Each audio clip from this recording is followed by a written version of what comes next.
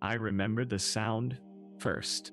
A thin, papery rustle, cutting through the stale office air, as if the whole room breathed around me with lungs made of filing sheets and outdated planetary reports.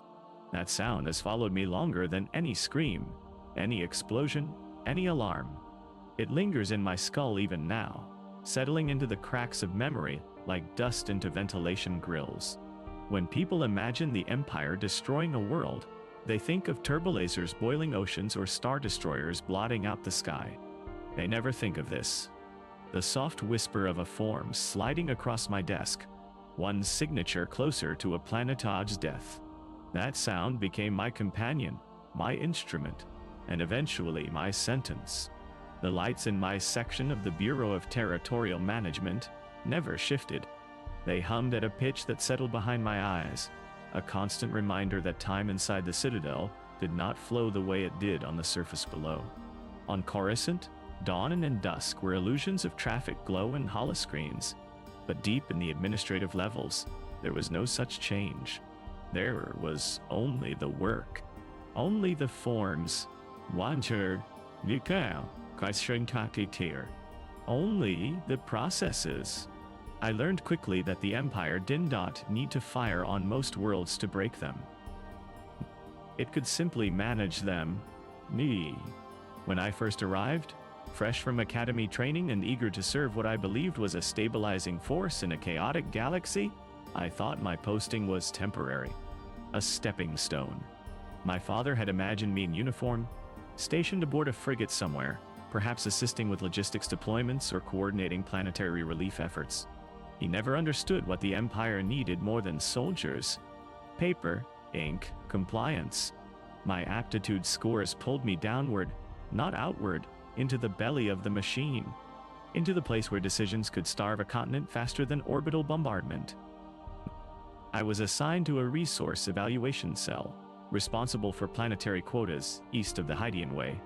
My supervisor, a thin man named Torvan Resh, welcomed me with all the warmth of a malfunctioning droid.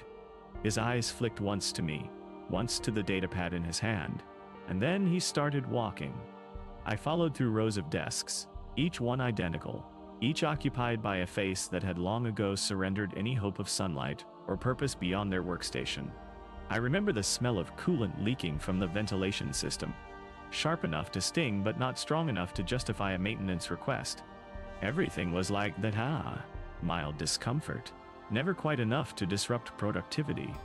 Resh stopped at a bare desk with a single terminal, a thin stack of pending requisitions, and a dull metal chair that creaked under my weight. He tapped the top form in the stack with 2 fingers. Our Planetary Assessment Report 197C. Oh, he said. Outer Rim Settlement. You will process this first ID. Oh.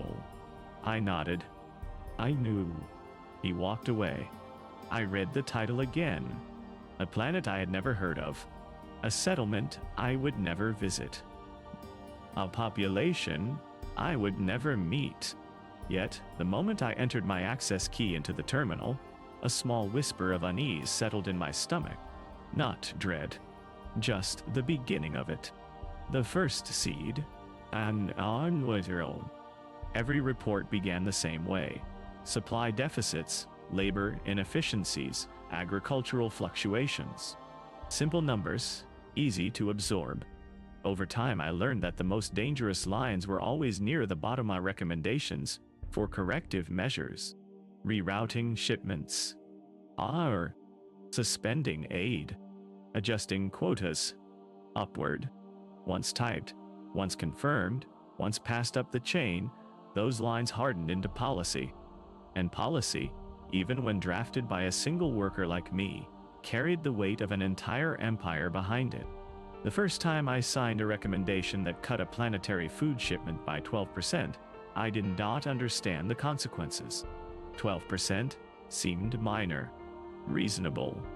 A correction to encourage greater productivity, as the manuals phrased it. Weeks later, when a secondary report came in describing increased malnutrition in several districts, I tried to raise a concern.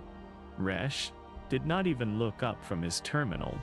Aoetons with intolerances, he said. Ahobu, the population. Ahoy, with intolerances. The words felt like a door closing. A soft, papery sound. The same sound the forms made. I learned to stop asking. The Empire trained us well, not by threat, but by normalization. Every day, the same steady hum from the lights, the same recycled air, the same routine, until the extraordinary horrors of policy became as mundane as the creak of my chair. I saw worlds rise and fall through numbers alone.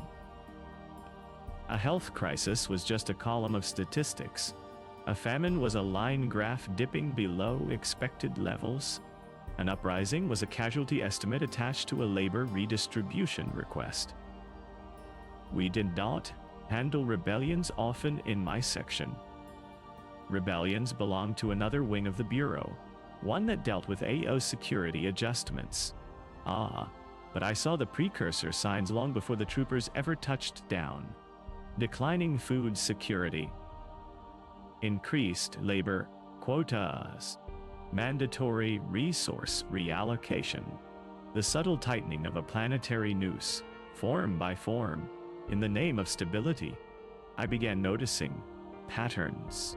Planets that hesitated in their compliance saw their shipments reduced first, their imports delayed, their supply lines reassessed.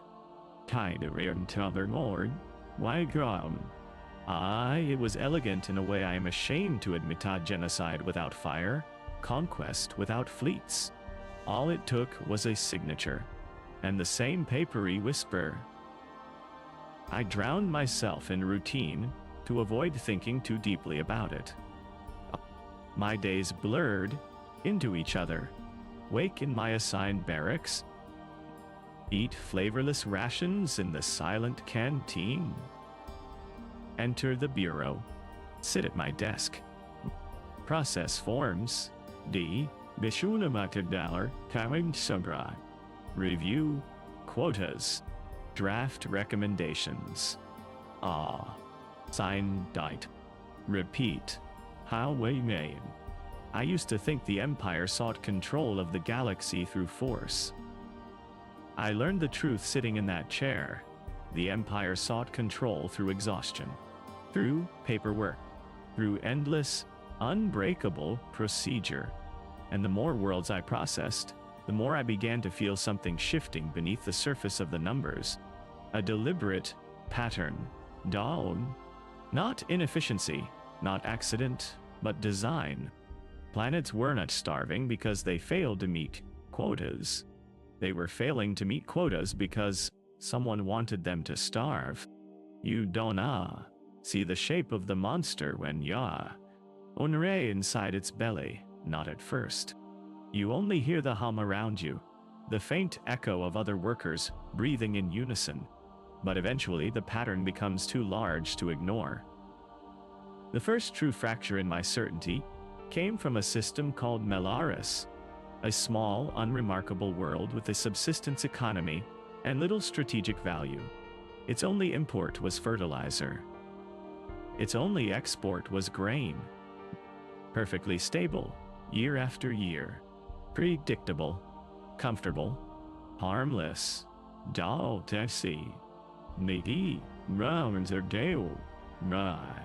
Until one cycle, the supply request came flagged with a new directive. Cut fertilizer imports by 30%. 30. I'm cinch. Not 12. Not minor. New. I frowned at the directive. Checked the attachments. Cross-referenced agricultural projections. Nothing justified the cut. Nothing explained the strain this would cause. I opened the embedded policy order, expecting a numerical adjustment or a clerical correction. Instead, I saw 3 words: Compliance Encouragement Protocol. I had never seen the term before. I searched our database. No results. I searched the restricted index. Access denied. I asked Resh. His silence was different, this time dismissive, but tense. A slight tightening of his jaw, as if he had swallowed something sharp. I process it, he said. I know modifications. Then, Wazir. They're seasonal yielda. Aru process it. So I did. 2 months later, Melaris submitted an emergency request for food aid. Their crops had failed under the new quotas. I forwarded the request, noting the severity of the crisis. The reply came back almost instantly. Request denied. Attached was another Directive A, this one increasing grain requisitions by 14%. I stared at the numbers until they blurred. Grain requisitions increased. For a starving world. The weight of it settled into my chest like a growing ache. I tried to speak to Resh again. I tried to convince myself this was some kind of mistake. But every time I reached for that possibility, the whispers of the forms sounded louder. Another month passed. A second emergency request arrived. Casualty numbers attached. Starvation, induced illness, infrastructure collapse, Denwargi, rural district extinction events. I submitted it with escalating priority. The response was slower this time, almost deliberate. Request denied. New directive. Suspend all aid. New notation. Subject world has entered stage 2 of the Compliance Encouragement Protocol. I remember sitting at my desk long after the shift ended, staring at that line and the dim hum of the office lights. Stage 2 wind. As if this were some kind of controlled experiment. As if the deaths of thousands were a checkbox on a workflow chart. I felt the first crack inside myself that night, a hairline fracture running down the center of everything I believed about the Empire's purpose. The next day, whispers spread across the bureau. A memo circulated, heavily redacted, mentioning the Melaris incident. Workers in nearby sections spoke of entire agricultural zones collapsing, of riots, of emergency troop deployments, of a planetary governor replaced overnight. Someone claimed troops sealed off the spaceports before relief ships could land. Someone else claimed no relief ships were ever sent. The truth came to us in the form of an internal announcement. Melaris has been designated non-compliant. All future interactions deferred to security adjustments. Bureau personnel are not to engage further unless instructed. Just like that. A sentence, a classification, a reassignment. A world erased from our desks as if it had never existed. I never saw another report from Melaris again. Not because the crisis resolved, but because the Empire had moved the suffering somewhere else, out of sight, out of numbers, out of the reach of anyone who might feel something. I realized then that our work was not passive. It was not clerical. It was not harmless. It was the engine that fed the larger machine. A machine that could starve a world without lifting a weapon. A machine that did not need to fire to kill. And I was part of it. I tried to forget Melaris. The Bureau made forgetting easy. The lights hummed, the papers rustled, and new worlds arrived on my desk with fresh sets of small, familiar problems.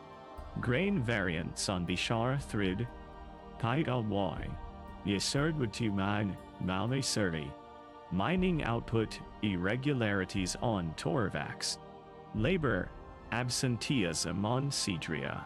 At first, I looked for hidden directives in every report. Terrified I'd see those same sterile phrases. Compliance Encouragement Protocol. Stage 2. Non-compliant designation. Daosh. But most cases were not, like Melaris. Most worlds were stable, loyal, predictable. And that was the trap. If every world collapsed, the enormity of what we did would have been impossible to ignore. But the Empire was patient.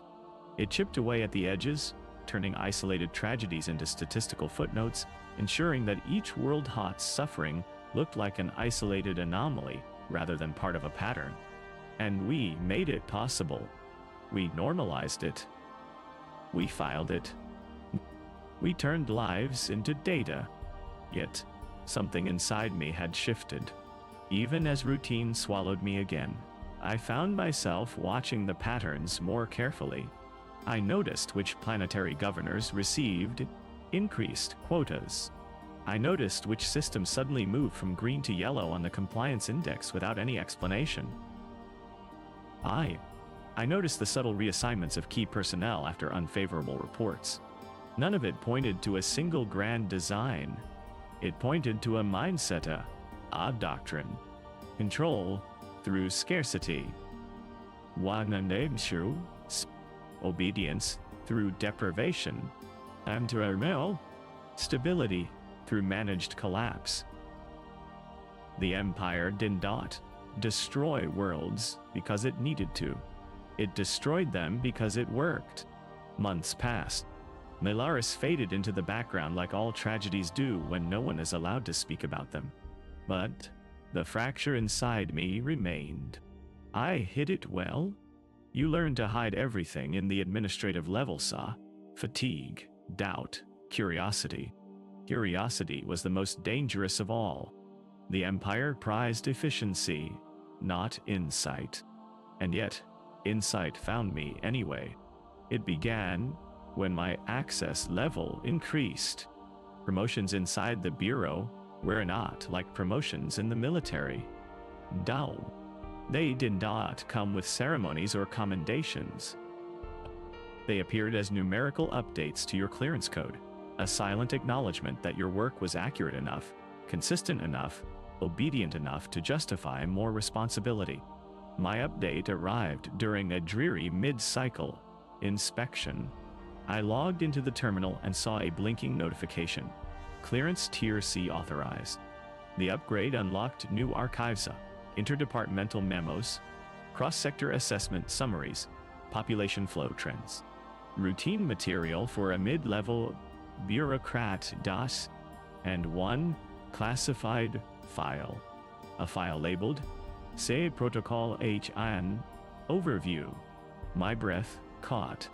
The Compliance Encouragement Protocol was not supposed to be visible to anyone below Tier B, but some automated system, some clerical oversight, some crack in the bureaucracy had misfiled an attachment in an otherwise mundane minerals transport report. I opened it. Even now, years later, I can recall the exact phrasing of the introduction. To preserve imperial order, localized instability must be redirected into pathways that reinforce compliance. When direct force is inefficient or undesirable, corrective scarcity may be utilized to realign planetary attitudes. The goal is not destruction, but transformation. It sounded harmless enough, like the preamble to a standard logistics document. But as I scrolled, the air around me seemed to tighten. The protocol outlined 4 stages. Stage 1. Adjusted resource flows. Stage 2. Infrastructure strain. Stage 3. Controlled population reduction. Stage 4. Transfer of governance to security adjustments. Population reduction. Dashan. Not a side effect. Not an unfortunate consequence. A stage. My hands trembled as I read. Not from fear of being caught, that came later. The trembling then was something deeper. The sudden collision between what I had believed and what I had helped execute. Every adjustment I had made, every recommendation I had signed, any one of them could have nudged a world along that path. I asked myself how many starving children were hidden inside the numbers I typed. How many collapsed farms? How many empty clinics? How many graves? I felt sick. I closed the file and sat motionless for a long time, listening to the hum of the lights. That sound became something new in that moment, no longer just a background drone. but a reminder of the artificial calm the Empire imposed on everything. A hum meant to drown out thought. A hum meant to keep us compliant. I should have reported the misplaced file. I should have purged it, raised a flag, signaled an error. That was procedure. That was safety. Instead, I memorized every word, and that was when the trouble began. It started small. I hesitated on forms that recommended increased quotas. I inserted cautious notes about humanitarian strain or infrastructure load. I slowed my processing speed in subtle ways, adding hours of delay to detrimental policies. Nothing overt, nothing traceable, just enough resistance to feel human again. Resh noticed. He called me into his office. Narrow room with no decorations, no holos, only a desk and a data terminal. The chair opposite his was deliberately uncomfortable. Standard procedure. Discomfort encouraged obedience. He did not look at me right away. He tapped through several data pages, his jaw tight. Your throughput has decreased, he said. Yav had increased review responsibilities. I replied. That is an explanation, he said. No, a justification. He slid a datapad across the desk. I recognized the form at the top. A requisition denial I had flagged for review. It concerned a frontier world called Darenval, a farming colony with recurring soil failures. The type of system that lived on the edge of collapse, even in good conditions. You? Added commentary. Resh said. It was relevant to projected agricultural strain. It was unnecessary. His eyes locked onto mine. Cold, cow, there, flat, dotty. You are to process forms, not editorialize them. I swallowed. Azir, the colonial districts are already operating below sustenance levels. Increasing their quota willa. You are not responsible for outcomes, he said, leaning forward. You are responsible for accuracy. That sentence stayed with me for years. You are not responsible for outcomes. It was the closest thing to a confession the Empire ever offered. Really. A reminder that responsibility, like suffering, flowed downward, never up. A bureaucrat's shield and curse. I left his office, shaken, but determined. I returned to my desk, sat under the humming lights, and stared at the endless ribbons of data. I tried to bury myself again in routine. I tried to forget what I had seen. I tried to forget what I had done. But Darenval haunted me. Their reports grew worse with each cycle. Malnutrition, crop failure, labor, collapse. I saw the pattern again. The same pattern. The same soft steps toward stage 2. And then something happened that I never expected. Someone from the outside reached in. The first message arrived as a corrupted text fragment in a routine shipment manifest. At first, I assumed it was a transmission error, but decrypted the junk data. A phrase emerged. We know what that you're doing. Help us. No name. No world. No request. No young war. Just a plea. I stared at the words until they blurred. Someone out there, someone on a world we were strangling, believed that someone inside the Bureau might help them. The foolishness of that belief would have made me laugh once, but not now. The message was a risk, a danger, a crack in a wall that could collapse on both sides. I deleted it from the official record, scrubbed the transmission metadata, and sat frozen in my chair, heart pounding. Someone knew. Someone was watching. Someone was desperate enough to reach for a ghost in the machine. That night, I returned to the barracks and lay awake in my bunk, staring at the ceiling vents. The coolant leak smell drifted faintly through the ducts, settling into the sheets. The hum of the building vibrated through the metal frame below me. New odd style. The Empire had built this place to suppress thought, to keep us suspended in manufactured stillness. But the message had cracked something open again. And the fracture widened every day. Darrenville's next report arrived with casualty estimates. Not from conflict, from starvation. No, I submitted the emergency note. Now, it returned denied. 2 days later, another message slipped into an export ledger. This one was longer. They are taking our grain. They say we are non-compliant. We do not understand. Please, Noon. Someone must see this. I deleted it. Scrubbed it again. My fingers trembled. Another message. I knew. And another. Everyone hidden in random datasets, as if someone was scattering pleas into the void hoping one might land somewhere human. I felt something inside me giving way. Then, on the 12th message, I made the mistake that would define everything that came after. I replied, "Do." Only one line. One small, pitiful sentence that I sent without thinking. I see you. I regretted it instantly. I scrubbed logs and cached data until sweat dripped into my eyes. If Resh saw this, if anyone saw this, my life would end quietly in a detention center. No trial, no paperwork. Just a thin needle and a final form filed in some forgotten archive. But the reply came back faster than I expected. Then please do not look away. I sat there, staring at the screen, listening to the hum of the lights, feeling the fracture inside me widen into a chasm. That was the moment I knew I could no longer pretend.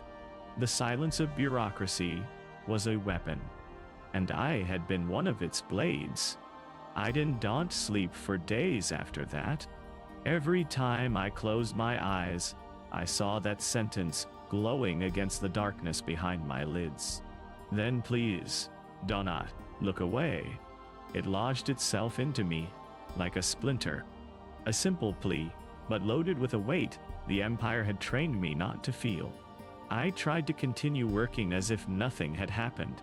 I processed forms, updated quotas, corrected mislabeled shipments. But everything felt different. Every request from Darrenville felt like a pulse of distress beneath the sterile language. Every denied appeal echoed through me, bouncing off the hollowed-out space where certainty used to be. The messages kept appearing, and I kept deleting them, but not before reading each one. They described shortages, illness, protests, the way people rationed what little remained. They described Imperial inspectors confiscating grain under new directives, guards restricting movement between districts, shipments rerouted away from the colony. And the senders, whoever they were, kept ending their messages with a fragile thread of faith. Please, tell us someone sees. The tension coiled around my lungs, making it harder to breathe in the recycled office air. I knew what Darrenville was entering. I saw the same numerical pattern that had swallowed Melorus. I recognized the unmistakable slope of engineered collapse. Stage 1, reduced supply flows. Stage 2, infrastructural failure. Stage 3 would come soon enough. No, population reduction. And the signatures enabling it would be mine. The more the numbers shifted toward crisis, the more I felt a quiet dread building below the surface of the bureau. Rumors passed between workers in hushed breaths, colonies destabilizing, protests on outer settlements, entire shipments going on a missinga with no explanation. Whenever the Empire wanted a world compliant, it isolated it first, made it hungry, vulnerable. So? Desperate. Desperation bred obedience. And if it didn't well, that was what security adjustments was for. On the 17th message from Darrenville, something changed. It was not a plea or a report. It was a question. Why are you doing this to us? I didn't reply. No, I could not. My hands hovered above the terminal for a long time, trembling. A worker, 2 desks away, glanced at me with mild concern. I forced my hands into stillness. The Bureau discouraged visible emotion. Any display hinted at instability, and instability meant reassignment. Those who broke down were quietly transferred to IA support roles. I see, and no one ever explained what that meant. The question haunted me for the rest of the shift. Why are you doing this to us? There was no answer that would not damn me. There was no answer that would not reveal that I did not even know who Oshiwa was anymore. The Empire? The Bureau? My section? Myself? The next day, the 18th message came. If you want to help us, at least tell us how long we have. Something inside me cracked the non, loudly, irreparably. The question was not angry. It was not accusatory. Neither timely. It was tired.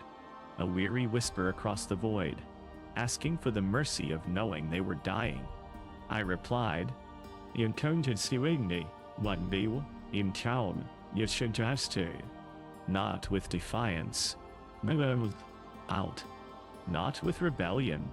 Just truth. I do not know, but I am trying to understand. Their next message came within the hour. Then I'll tell you everything we see. Gun. That was how it began. A quiet, dangerous correspondence woven between the cracks of Imperial data feeds. A lifeline between a dying world and a bureaucrat suffocating in his own complicity. Every message they sent painted a clearer picture. I learned the names of their districts, the crops they used to grow, the markets that now stood empty. I learned how the Imperial Overseer ordered all harvest stores transferred to garrison control, how the hydroponics facilities sputtered when power lines failed and no engineers were sent, how people were barred from leaving their sectors under AE temporary containment orders. And I learned something else. Something the Bureau never recorded. People were disappearing, not dying, vanishing. Entire families would be missing by sunrise, their homes sealed, their ident chips removed from the census.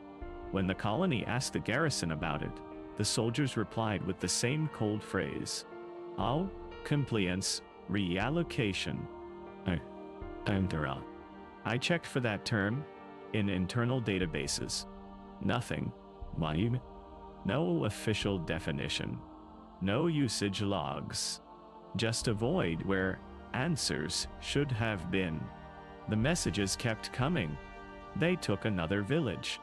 The ration lines are empty. People are leaving their dead in the street because they do not have strength for burial. Please, tell me someone is listening. I was listening. I was drowning in it. And somewhere in the avalanche of statistics, something inside me began to wake. But small defiance grows visible in places designed for obedience. One morning, Resh stopped beside my desk without warning. He placed a datapad in front of me, tapped the screen once, and waited. The file displayed an internal audit of my processing logs. Delayed submissions. Extended review times.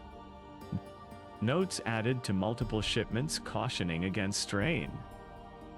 Flagged humanitarian concerns. I explained this, Aresh said quietly. The danger in his voice was not volume. It was the softness. A softness reserved for problems requiring surgical removal. I kept my eyes on the datapad. Some reports required additional verification. Odd. He said. You made them require it.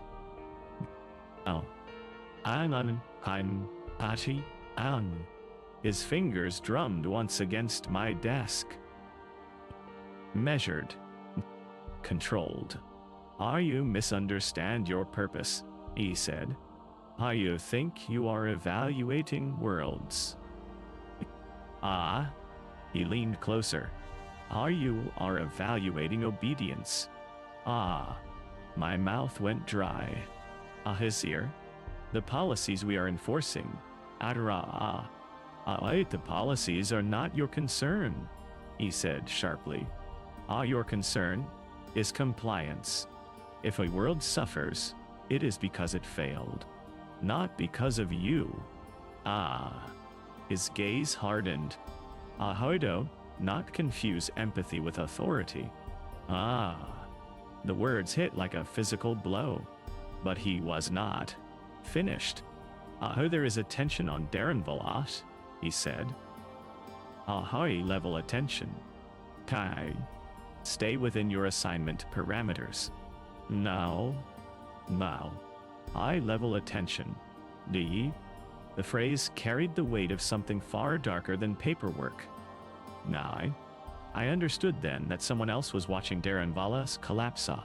Someone above Resh, above the bureau, someone who did not want interference from a mid-level functionary. In that moment, the quiet messages from the colony seemed impossibly fragile, and my connection to them felt suddenly, fatally exposed. That night, the 19th message came. Some of us want to leave, but the ports are locked. Can you open them? Even for a day? Even for an hour? Please. My chest tightened. Opening a port was impossible. Access was permanently restricted during a compliance protocol, but the desperation in the message was something I could not ignore. I wrote back. I cannot. No, is you sound today. I am sorry. I cannot do that. Their reply came almost instantly. Then can you tell us one thing? I hesitated. What? The answer came like a blade. Are we already dead?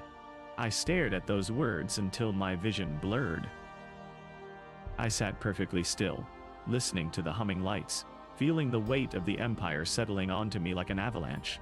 The question was metaphorical.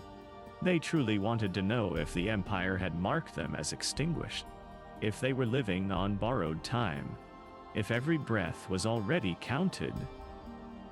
I wrote the only truth I had left. Not yet. The reply was a single line. Thank you for telling us. It would haunt me later. What that gratitude meant. What it assumed. 2 days after that message, our entire sector received an urgent communi. The entire office stilled as supervisors passed the data along. I opened the file with shaking hands. Darenval has been designated non-compliant. All further administrative responsibilities transferred to security adjustments. Do not process additional reports. Do not engage with external communications. It was Melaris all over again. An execution, written in passive voice. I felt the breath leave my body. I knew what came next, and I knew what stage 4 meant. Late that evening, long after the office dimmed into its artificial night cycle, a final message arrived. The sender's identifier was the same, but the tone was different. The RA evacuating the garrison, all of them.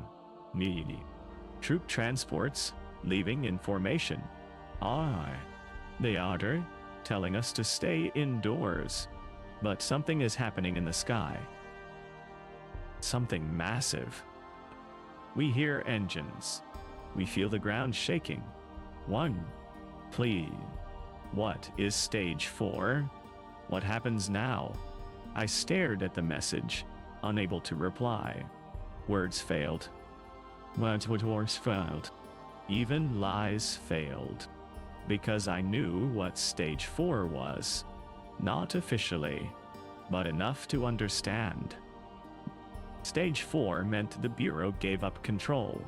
Stage 4 meant the Empire stopped pretending. Stage 4 meant death. The lights hummed above me. Paper rustled somewhere deep in the office. The Empire exhaled through the ventilation systems. And I typed one last message. Run. Do. There was no reply. There would never be one. You. I sat motionless in the dim after-hours silence of the Bureau. The terminal, still glowing with the message I knew, had no hope of reaching safety. Around me, the office felt cavernous. Endless rows of empty desks stretched like gravestones beneath the humming lights. I tried to picture Darenvala, its villages, its markets, the people who had whispered messages through corrupted manifests. I tried to imagine where they might run. But a world has no place to hide when the Empire turns its full attention toward erasure. The ground did not need to shake for me to feel the weight of what was coming. I had never been stationed on a world marked non-compliant, but the rumors whispered through the Bureau for years. Non-compliance meant strategic reallocation. Strategic reallocation meant controlled destruction. The Empire preferred surgical measures when possible, but when a world resisted the soft genocide of quotas and starvation, it was dealt with swiftly, decisively, and without record. There were no memos detailing what happened to Darenval next. No forms. No announcements. The Bureau did not track planets once they entered Stage 4. The silence was policia, intentional, absolute. When a file disappeared, so did all responsibility, all guilt. The next morning, the terminal displayed a new message the moment I logged in. Access to external communications restricted. Galwio, how it cubic them to. Tier C. Clearance adjusted, maintain focus on reassignment tasks. A warning disguised as instruction. Resh approached my desk, his steps precise, snapping the quiet like a brittle bone. He leaned close enough that I could feel the static buzz of the lights reverberating between us. You saw the communica. Oh, he said softly. You will process your reassignment tasks today. Efficiently.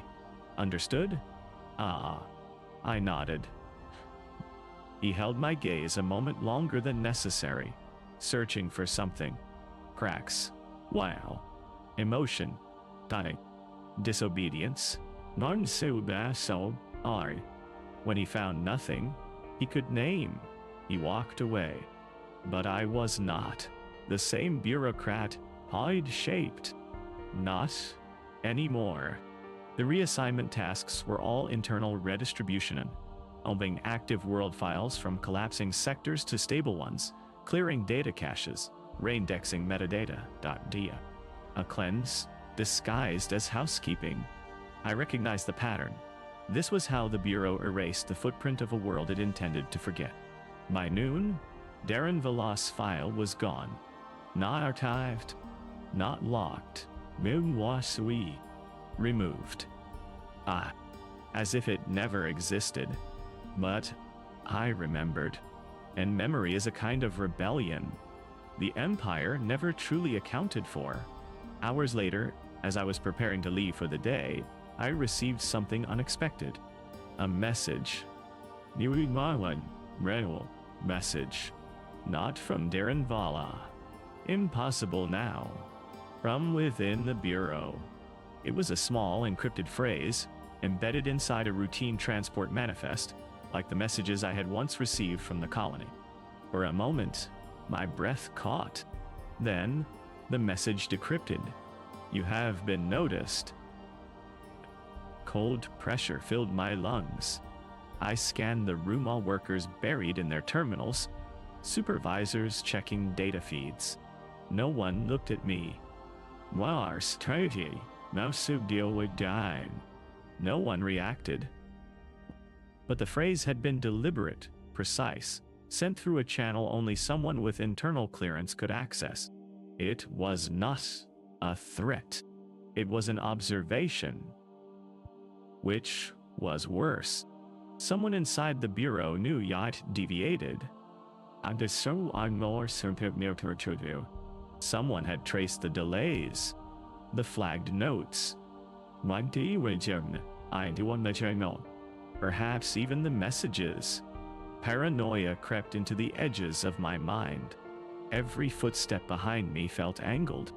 Every rustle of paper sounded like accusation.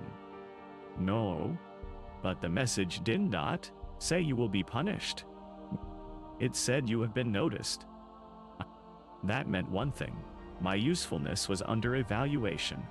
The Empire did not dispose of people lightly or not, when they could be repurposed, when they could be broken into new shapes, when they could be reshaped to serve more efficiently. For the next 2 weeks, the Bureau became a yawning cavern of dread. I processed my assignments carefully, obediently. I erased any trace of hesitation. And yet the feeling never left me. The sensation of being watched. Then, one evening, Resh summoned me, not to his usual office, to a restricted wing I had never entered. The hallway was silent, lined with sound-dampening panels that swallowed the echo of our footsteps. The air smelled different. He ran colder, sharper, as if scrubbed of anything organic. Resh stopped at a door marked with no number, no designation, only a biometric panel. He did not look at me. Inside, he said. The door slid open. Pow! I stepped through, heart hammering. The room was small, barely furnished, illuminated by a ceiling strip that hummed at a higher pitch than the office lights. A figure stood with their back turned, hands clasped behind them. Their uniform was not bureau gray. It was pure black. When they turned, I recognized the insignia immediately. Not intelligence, not internal affairs. ISB, Imperial Security Bureau.T. The figure studied me with a calm, analytical gaze. Not hostile, not warm. Warm? Just measuring. How is it, they said. Resh stepped back as if grateful to be dismissed. The door sealed behind him. I sat. The SB officer paced slowly, their boots leaving no sound on the polished floor. You all been in Resource Sector 9 for 6 years, and they said. They said, your performance metrics have been stable. Your error rate has remained below threshold. Your supervisors describe you as disciplined, consistent, efficient, a pause. And yet, there have been anomalies. My pulse throbbed in my ears. The officer stopped, directly in front of me. You exhibited hesitation in several key decisions regarding Darrenville. You inserted unauthorized notes. You slowed submission rates. You reached beyond your clearance. Now, silence expanded between us like a tightening vice. Finally, they leaned in slightly, their voice dropping to a whisper. Why? There were 1,000 ways to answer. 1,000 ways to lie. I had rehearsed many of them, but none came. Instead, I heard myself speaking with a dull, heavy honesty. Because I saw what we were doing. I said. I couldn't ignore it anymore. Well, the officer studied me for a long time, longer than was comfortable. Then, unexpectedly, they nodded. I thought so. Oh. They moved behind the desk, activated a small terminal, and turned the screen toward me. A planetary dossier appeared. Not Darenval, not Melaris. A new world, a name I did not recognize. Ahoy are expanding operations. They said. Aya world, on the edge of non-compliance. Your skill set is valuable. You notice patterns. You absorb detail. You understand how small bureaucratic shifts create large outcomes. Ye. Their gaze sharpened. You will be transferred. Nah. The floor seemed to shift beneath me. Now? Who transferred? To where? Ni. Special oversight. A pause. Our direct coordination with security adjustments. My heart seized. This was not punishment. This was recruitment. The ASB officer spoke with the calm certainty of someone assigning a droid task. Your job will be simple. They continued. You will review planetary data and identify weaknesses. Systems susceptible to collapse. Populations vulnerable to strategic pressure. Worlds that can be realigned through administrative measures. My skin prickled with cold. Aya will help us shape compliance protocols before they require military intervention. In the silence that followed, I felt the truth blooming like poison. They did not want to stop me. They wanted to use me. And not despite what I had done, but because of it. You understand policy impacts at a depth others lack, the officer said. You see the connective tissue inside the machinery. You see how hunger behaves, how desperation behaves, how people break. Not only am I the receiving older, I'll be your trusted guys. They smiled faintly. We need that. My throat tightened. I felt suddenly, crushingly trapped. Refusal meant death. Acceptance meant becoming the architect of a dozen Darenvals. I tried to speak. No. My voice cracked. Why me? Not where? Their answer chilled me more deeply than anything that had come before. Because you care out, they said. And caring makes you accurate. Day. Something inside me twisted, snapped, collapsed inward. Yisu won. The officer leaned closer. And because you already understand that destruction does not require fire. It requires structure. No, yo. I felt my breath shudder, hollow, caught between obedience and horror. When you report for duty tomorrow, the officer said, your new clearance will be activated. You will receive files that must not be discussed, not with colleagues, not with supervisors, not with anyone. A beat. You have been noticed, because you are useful. The humming light suddenly felt unbearably loud, vibrating through my bones. I understood then that the Empire was not a monolith of faceless cruelty. It was far more terrifying. It was a system that could take empathy and sculpt it into a weapon. The officer straightened. You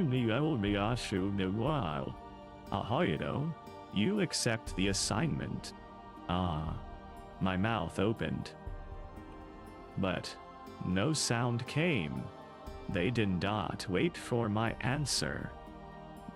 "Ah, good," they said, and the lights hummed on. No. They dismissed me, without fanfare. No escort, no warning, no threat. Just the implicit understanding that my life had been redirected, reshaped, absorbed into something larger than anything I had touched before.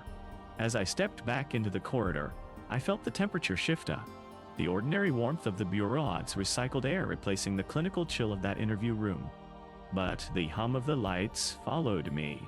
It felt louder now, tuned to a pitch that vibrated right down to my marrow. Resh was waiting outside the restricted wing, hands clasped behind his back, expression unreadable. He did not ask what had happened. He did not need to. "You report to a new post, tomorrow on," he said. His voice held something I had never heard from him. Relief? "Tom's a promotion. I'm the key. I came on Merum, Archdanis." I nodded, but part of me knew this was not promotion. It was elevation into a darker orbit. "You all do well," he said, though it sounded more like a hope than a certainty. Then, he added something quietly, almost under his breath. "But be careful whom you impress." Before I could respond, he turned away. That night, I lay in my bunk staring at the vent as coolant-scented air drifted through the room. My fellow workers slept in rigid silence, each one shaped by the same routines, the same hum, the same invisible pressures. I tried to imagine what tomorrow would bring, but the possibilities were too vast and too suffocating. The Empire had chosen me for something I did not understand yet. Something I feared I would understand all too well in the days ahead. When morning came, it came without Lyta, just the automated shift change chime that pulsed through the dormitory walls. I dressed in my uniform, its fabric stiff and unforgiving, and made my way towards special oversight. I had never been in that part of the bureau before. It was deeper underground than my old section, beyond checkpoints guarded not by clerks, but by stormtroopers. Their armor gleamed in the dim lighting, and each one tracked every movement as I passed. They were not stationed there for protection. They were stationed there for containment. The entrance to special oversight was not a grand doorway or an imposing hall. It was a narrow archway with a scanner that pressed cold metal against my palm, reading not just my code cylinder but my biosignature. The doors slid open. The air inside was colder than anywhere else in the Citadel, and the lighting dimmer. There were no rows of desks, no endless corridors of processors. Special oversight was organized like a war rooma, but one built out of whispers instead of weapons. The chamber was circular, lined with consoles arranged in tiers around a central hollow pit. Data flowed upward like rising smoke-hot demographic curves, supply matrices, labor flow predictions, infrastructure stress visuals. 1,000 worlds displayed in quiet patterns of light and shadow, and standing around them were officers. Not bureaucrats, officers. Black uniforms, ISB insignias, polished boots that did not squeak or scuff. They monitored the projections with the intensity of surgeons observing vital signs. A woman in an ash-gray coat approached. She was older, sharp-eyed, and carried a datapad clasped tightly behind her back. You're the new analyst," she said without introduction. "Dyer." I nodded. "Maybe new all. Sirdal. Nilon Nide. Our report to me now," she continued. "Army name is Supervisor Vara." I had heard her name whispered before. Vara was known for pushing entire sectors into forced realignment through nothing but supply chain manipulation. Some said she had engineered the collapse of half a dozen frontier worlds without ever leaving her office. Others said she had the Emperor's personal approval. Vara handed me a datapad. This is your first assignment. Ah. I braced myself before looking. The file displayed a world called Jovari Primia, mid-size agricultural planet with a moderate population and stable imperial presence. It looked like Darenval before the collapse. Ow. It looked like Malaris before Stage 2. Aetons, drifting, Aurora said. Productivity is down. Compliance is softening. Unrest is beginning to rise in 2 outlying districts. That makes it a candidate. And candidate for what? I asked before I could stop myself. She arched an eyebrow. For correction. Aldi. The datapad trembled in my hands. Vara continued, unfazed. I do not destroy worlds here.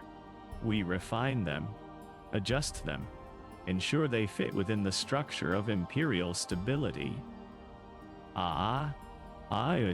Structure I repeated softly. Exactly. Chaos breeds rebellion. Scarcity breeds clarity. When a population learns its place, conflict dissolves. Her words felt like a hand tightening around my throat. Your task, she said, to analyze Jovari Prima's trends and determine the most effective pressure point. Pressure point, I murmured. Every world has one. Sometimes, Etong's food. Sometimes, energy. Sometimes, water. Sometimes, labor. Your job is to find the mechanism that produces compliance with minimal disruption to imperial resources. Efficiency is paramount. Minimal disruption. Why? Minimal cost. Minimal conscience. She gestured to the datapad. I begin with the agricultural cycle. Jovaria's main crops rely on imports of nutrient supplements from the nearby system of Histari. If those shipments slow even modestly out, the planetary output drops. That creates strain, which creates dependency. So we starve them. Vara's expression didn't change. Awe guide them. Melody was so The datapad felt heavier with every passing moment. She stepped closer, lowering her voice.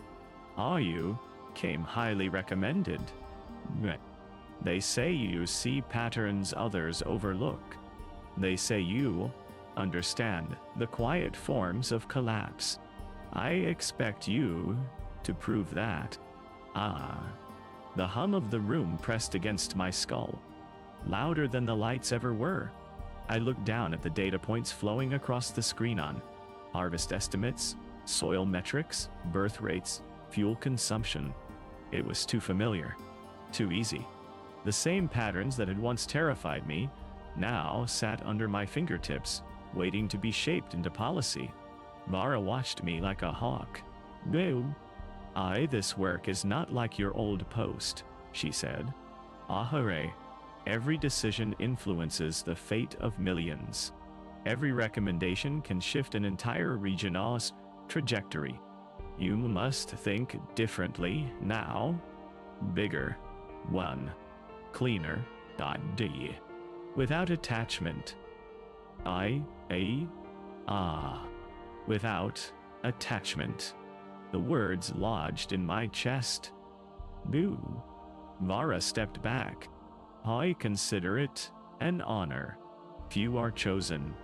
I swallowed hard. If I decline? She smiled. A cold, measured smile that held no humanity in it. You won't. Nice and pain. It was not threat. It was certainty. She turned away, leaving me alone with Jovari Prima, fate glowing softly on the screen. For a long time I didn't move. Pow. Didn't breathe. Didn't think. Finally, with hands trembling, I accessed the agricultural import line. Histari shipments, nutrient supplements, growth regulators, me, everything Jovari needed to feed itself. A single recommendation could tip the scales. Increase inspection delays. Modify import thresholds. Reevaluate the efficiency of supply routes. Reallocate shipments to A or priority systems. So many tiny bloodless ways to create hunger. So many ways to make it look like logistics. Or efficiency. Or chance.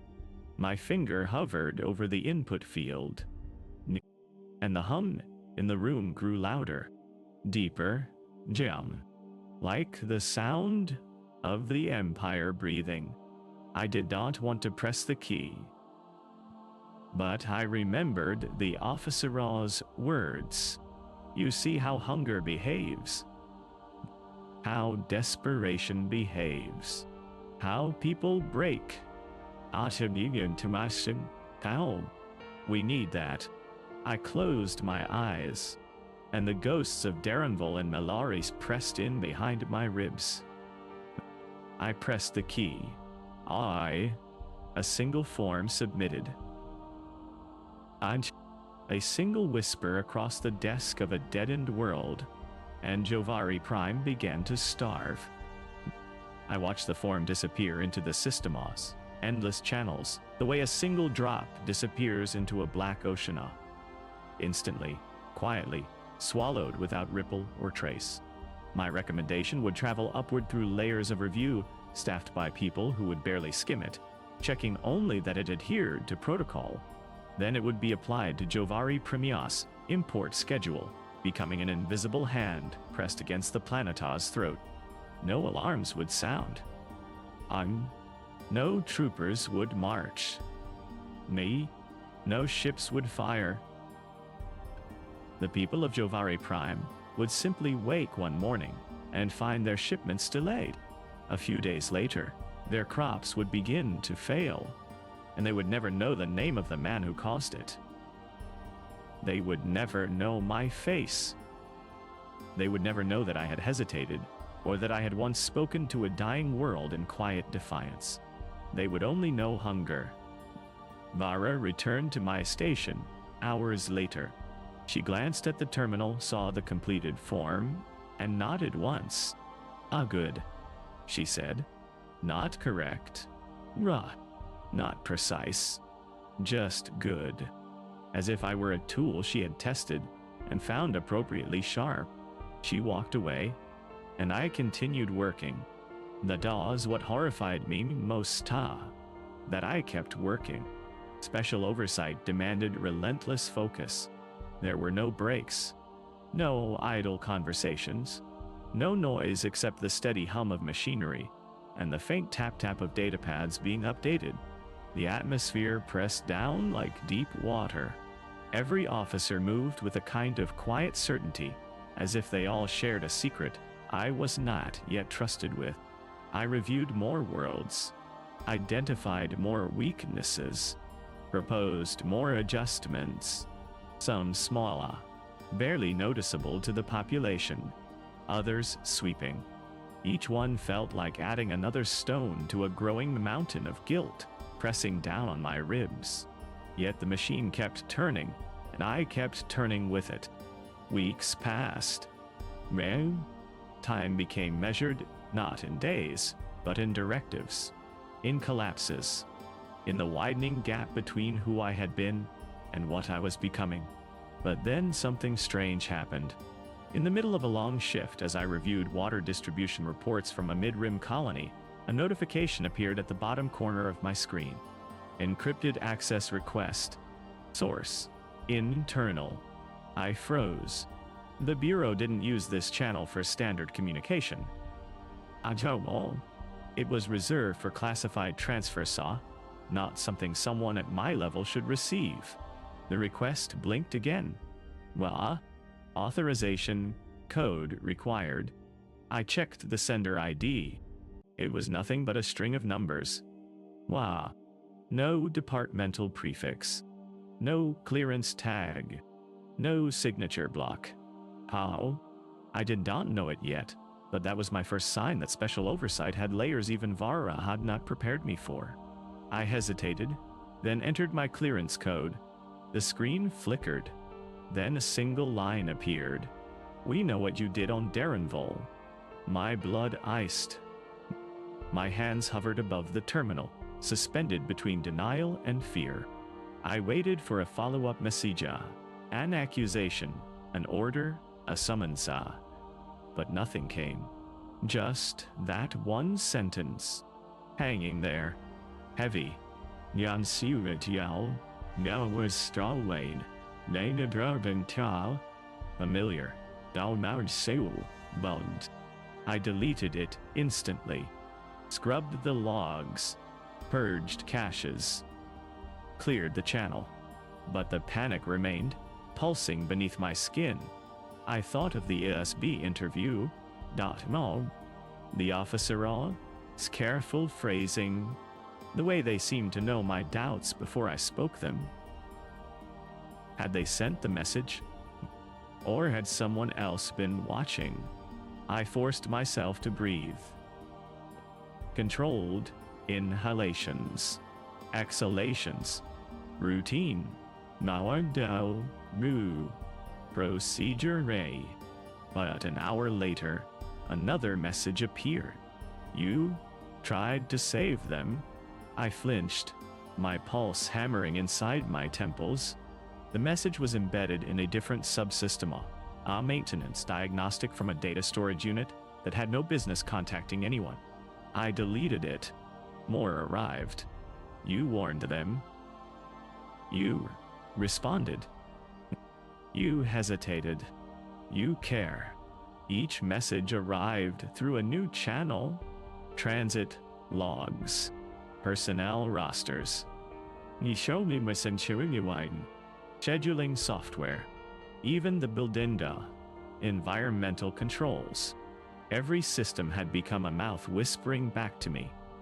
And I could not tell if the voice was one person or many. Could not tell if it was a trap or something else entirely. I convinced myself it had to be ESB testing me, probing my loyalty, Wanderaldi Shat, trying to see how I responded when pushed. No.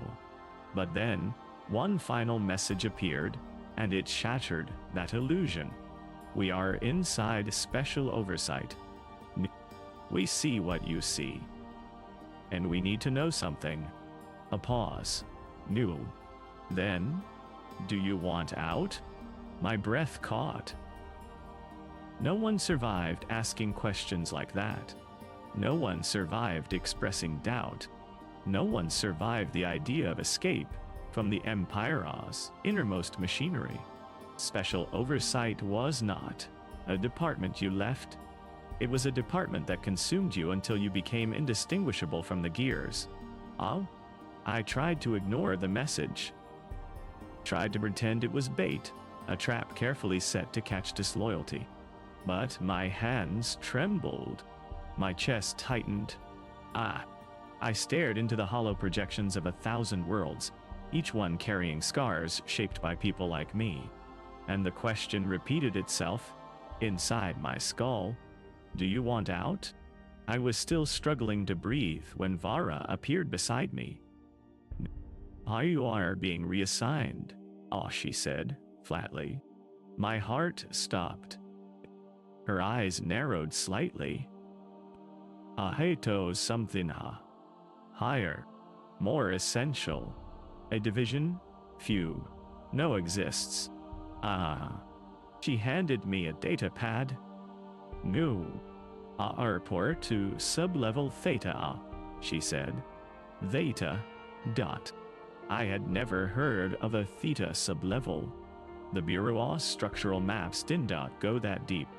Anything below Delta was classified beyond standard clearance. Vara stepped closer, lowering her voice until it became a blade. Are you been noticed? Well, subid to or been noticed. The same phrase from earlier messages. From the ESB officer, Dark. From some internal phantom. But when she said it, I understood something terrifying. Vara was not the one who noticed me. Someone above her had. Now? Ahego, she said. Na washtumo. So I went. The lift descended deeper than I knew the citadel, even extended, past the administrative levels, past the intelligence floors, past sealed bulkheads that had not been opened in decades. The air grew colder, heavier. The hum changed pitch again, lower, deeper, like a creature breathing in its sleep. The doors finally slid open. I stepped into a vast, dim hall, filled with towering data obelisks. Their surfaces flickered with streams of coded information, encrypted, redacted, sealed behind layers of authorization I could barely comprehend. The air vibrated with a constant thrumming pulse, like the heartbeat of some massive creature. In the center of the hall stood a single figure. Black uniform. Hind. No insignia. Back turned. They did not move until I approached within several meters. Then, their voice echoed softly, unnervingly amplified by the chamber's acoustics. Are you all been shaped? They said. I know. Trained. Not instructed. I. Shaped. They turned. Bill. And where insignia should have been, there was nothing. A uniform of absolute anonymity. Welcome, they said. Uto the Department of Terminal Policy. No. My knees nearly buckled. Terminal Policy. Damn to you. A name whispered, only in rumors. The last step before a world ceased to exist. The figure studied me with detached curiosity. You have been brought here. They said. Because you have seen what others overlook. Because you understand destruction without force. They stepped closer. And because you have already proven you can break a world. Mean. The hum deepened. My lungs tightened. You will serve well here? They said. Whether you wish to or not. I stood frozen, unable to respond. And somewhere in the Citadella's cold machinery, a hidden channel flickered to life on my datapad. One sentence. One sentence. If you want out, this is your last chance. I didn't move. Ashibu. Kunna. Ta. The hall around me felt impossibly vast, the cold air sharpening every breath until it scraped against my ribs. The figure in the black uniform waited with a quiet certainty, as if my reaction had already been predicted, catalogued, accounted for. The datapad in my hand vibrated once, just enough to remind me that someone else was watching. Someone inside the machine. Someone not aligned with the shadows now surrounding me. My last chance.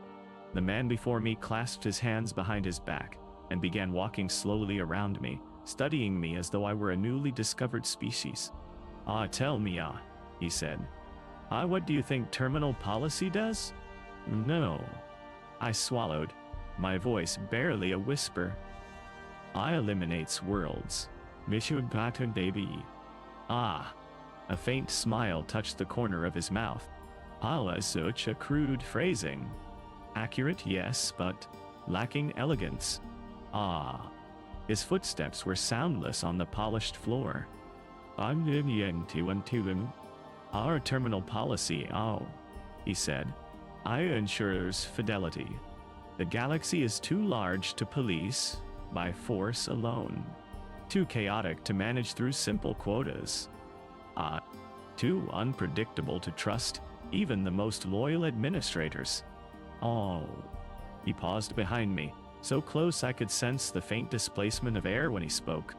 Our department provides clarity. He walked back around, positioning himself directly in front of me. The dim light cast shadows across his face, emphasizing the calm precision in his eyes. You saw the flaws in compliance encouragement. He continued. You recognized the inefficiencies. Hunger is a tool, yes, but hunger takes time. Months, sometimes years before a world begins to crumble. Tighter. His gaze sharpened. We do not have years. I felt the floor tilt. What do you do? We refine collapse. He said. We compress it. We accelerate it. We take the slow processes you witnessed, Tashin, and make them instantaneous. The word instantaneosa echoed through the chamber like a death knell. He stepped closer. You were chosen because you understand the subtleties of deprivation. But deprivation is merely one instrument. Terminal policy uses many. He motioned, and an enormous hollow column ignited behind him. Arrays of data, planetary grids, life support schematics, transport networks, atmospheric regulators. All systems out, he said, are vulnerable. Power grids, communications, water, recyclers, cargo, manifolds. If you want to break a world, you do not need to starve it. You simply freeze it, or blind it, or isolate it. He turned to me. And you do so through policy. The words hit me like a physical blow. Policy.mal, not bombs, not fleets. Policy.men, to basharayim negari, member zero ardari. Most elegant collapses, he said. Or are those the population does not realize were orchestrated? They must believe their downfall came from mismanagement, or environmental decline, or internal conflict. That is how the Empire maintains its image. His eyes darkened. We do not destroy worlds. We let worlds destroy themselves. Something tightened painfully in my chest. How? I whispered. He seemed almost pleased by the question.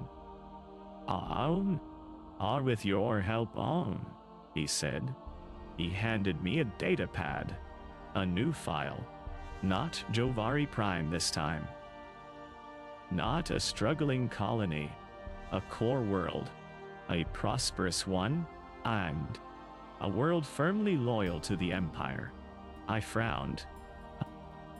This does not make sense. Why target a stable world? No, and do. His expression did not change. Because stability, he said. Decays. He gestured toward the file. Read. I opened the dossier. Immediately, my blood ran cold. Projected population numbers. Birth rate fluctuations. Energy grid expansion plans. Mining output projections. Economic forecasts.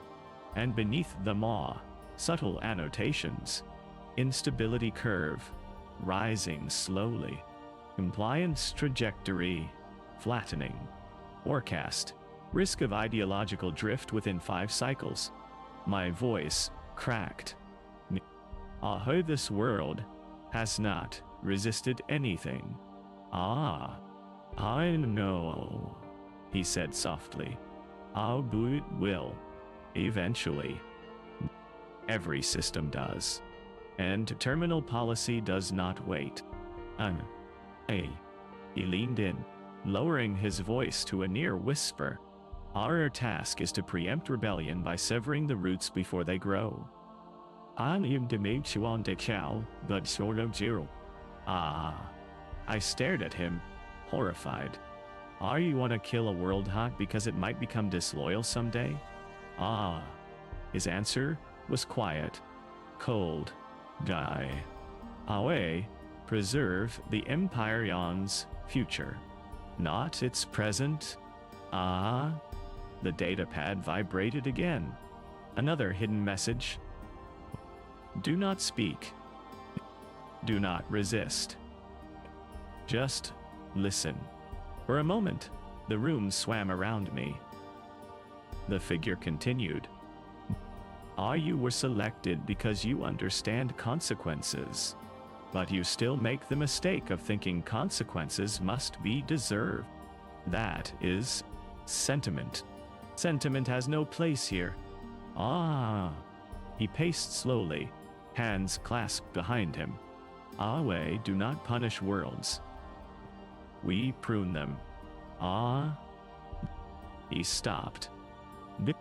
And you will learn to prune with precision. My throat tightened. No. What if I refuse? His expression did not change.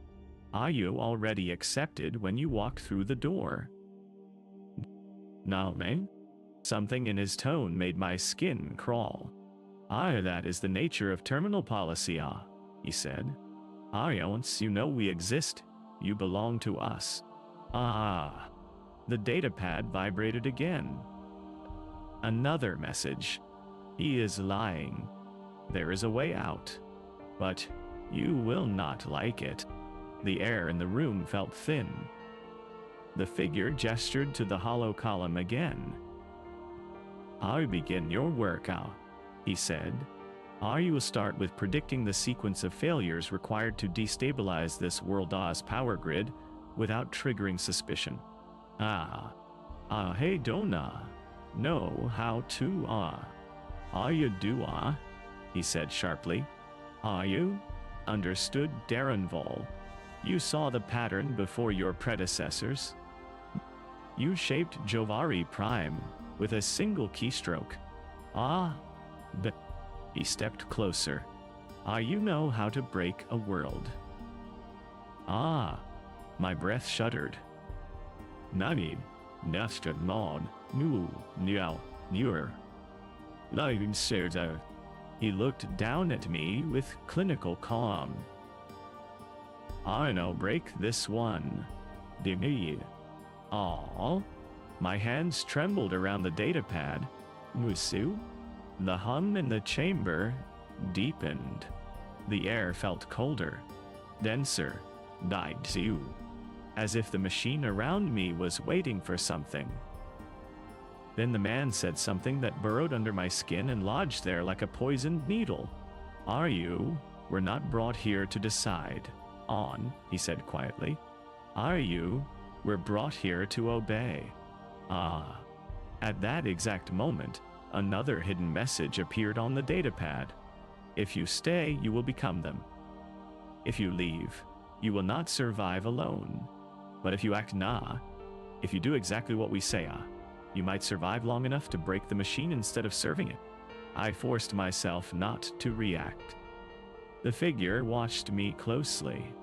Well, he asked. I need time to analyze, I said. Good, he replied. You will have one shift cycle. He turned away, and as he walked into the shadows, the datapad vibrated a final time. We can get you out of terminal policy, but only if you are willing to destroy the Bureau from within. If you are willing to do what the Empire fears most. A pause. Tell us one thing, and we will begin. Another pause. Do you want to stop this? Or is it already too late for you? I did not answer. Wrong why with your could not answer. My throat felt sealed shut, as if the air in sublevel theta had thickened into something unbreathable. The last message glowed faintly on the data pad, its words pulsing like a heartbeat inside the machine. Do you want to stop this? Or is it already too late for you?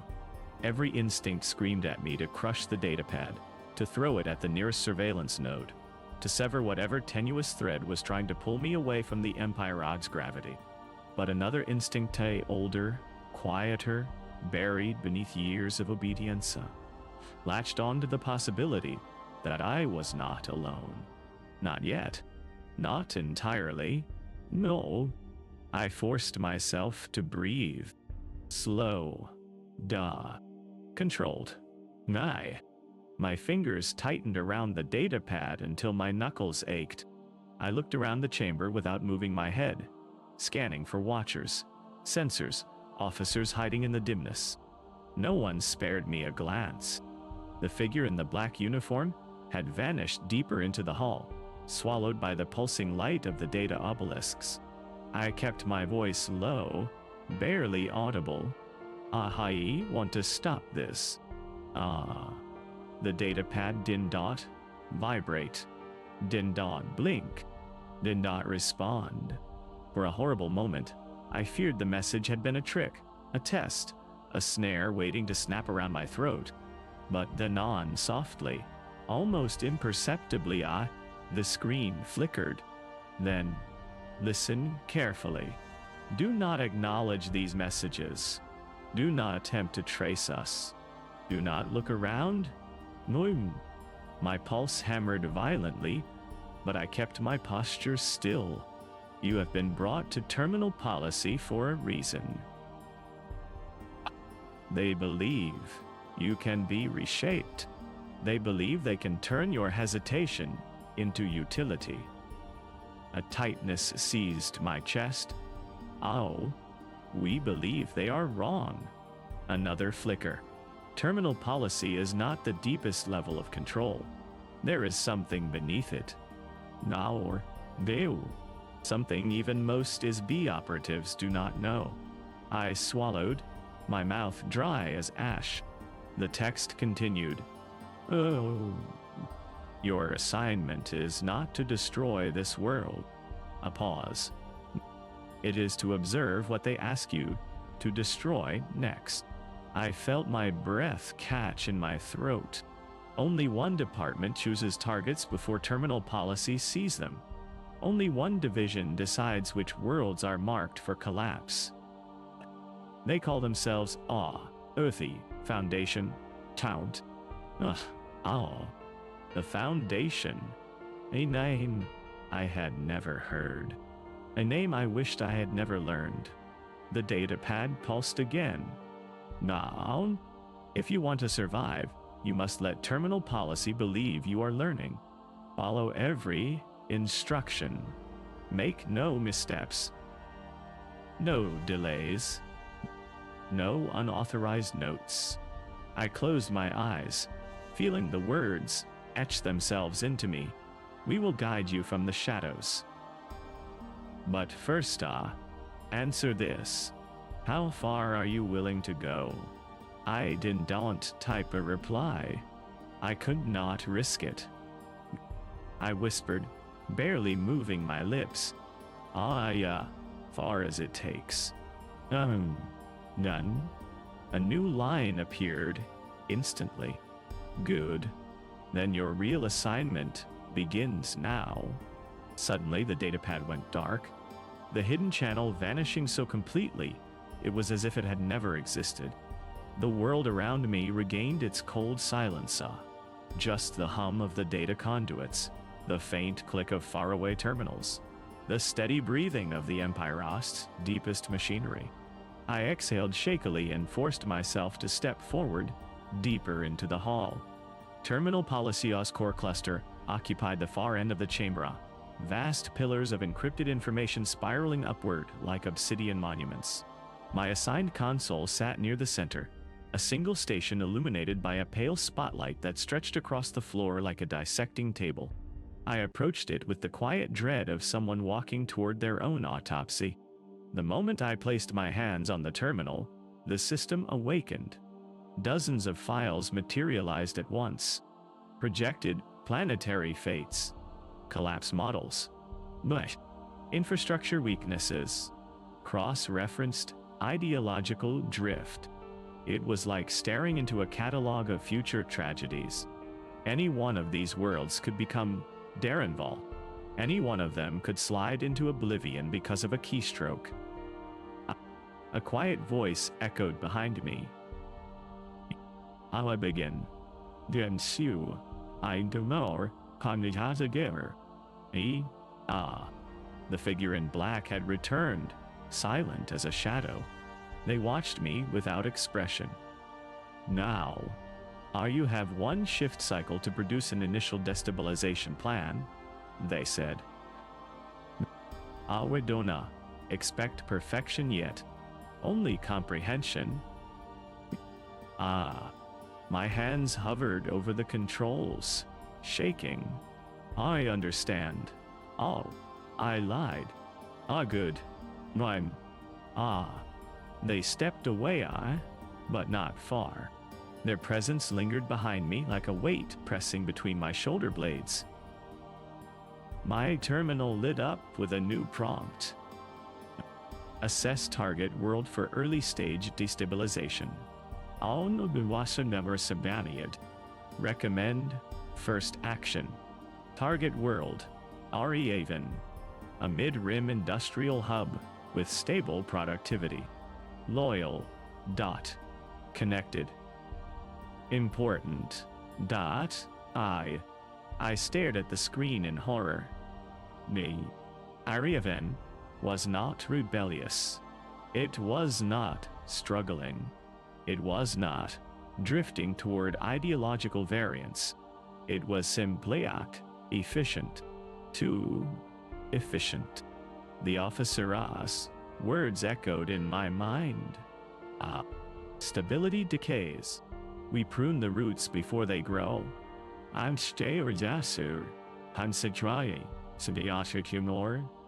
needed to play along. Now, if terminal policy suspected hesitation, I would vanish into whatever lay beneath. If the unidentified voice guiding me from within the system was real, they would not be able to help me if I was dragged deeper. I studied Ariavanos, data energy grids, labor models, transport hubs, cultural shifts. Everything. I typed slowly, choosing words carefully. Recommendation. Introduce minor logistic inefficiency on primary shipping hub. Reroute 3% of cargo vessels for all area assessment. Goal. Establish baseline fragility without disrupting output. A subtle crack. A hairline fracture. Enough to appear cooperative. Enough to avoid suspicion. The figure behind me leaned in. I felt their breath against the back of my neck. This is precise all, they murmured. Promising, dull. I forced myself not to recoil. You will go far here, they said. If you continue performing at this level. Performing. No bichi. I say I'm dorsal, then she began. Yasunrai. As if I were an actor in a play written entirely in bloodless policy. The console chimed softly. Initial action accepted. Await next directive. Then, quietly, underneath the official notice, a hidden line appeared. Well done. You bought yourself time. My pulse pounded in my ears. The hidden message continued. Next, you must reach the Foundation. But understand this.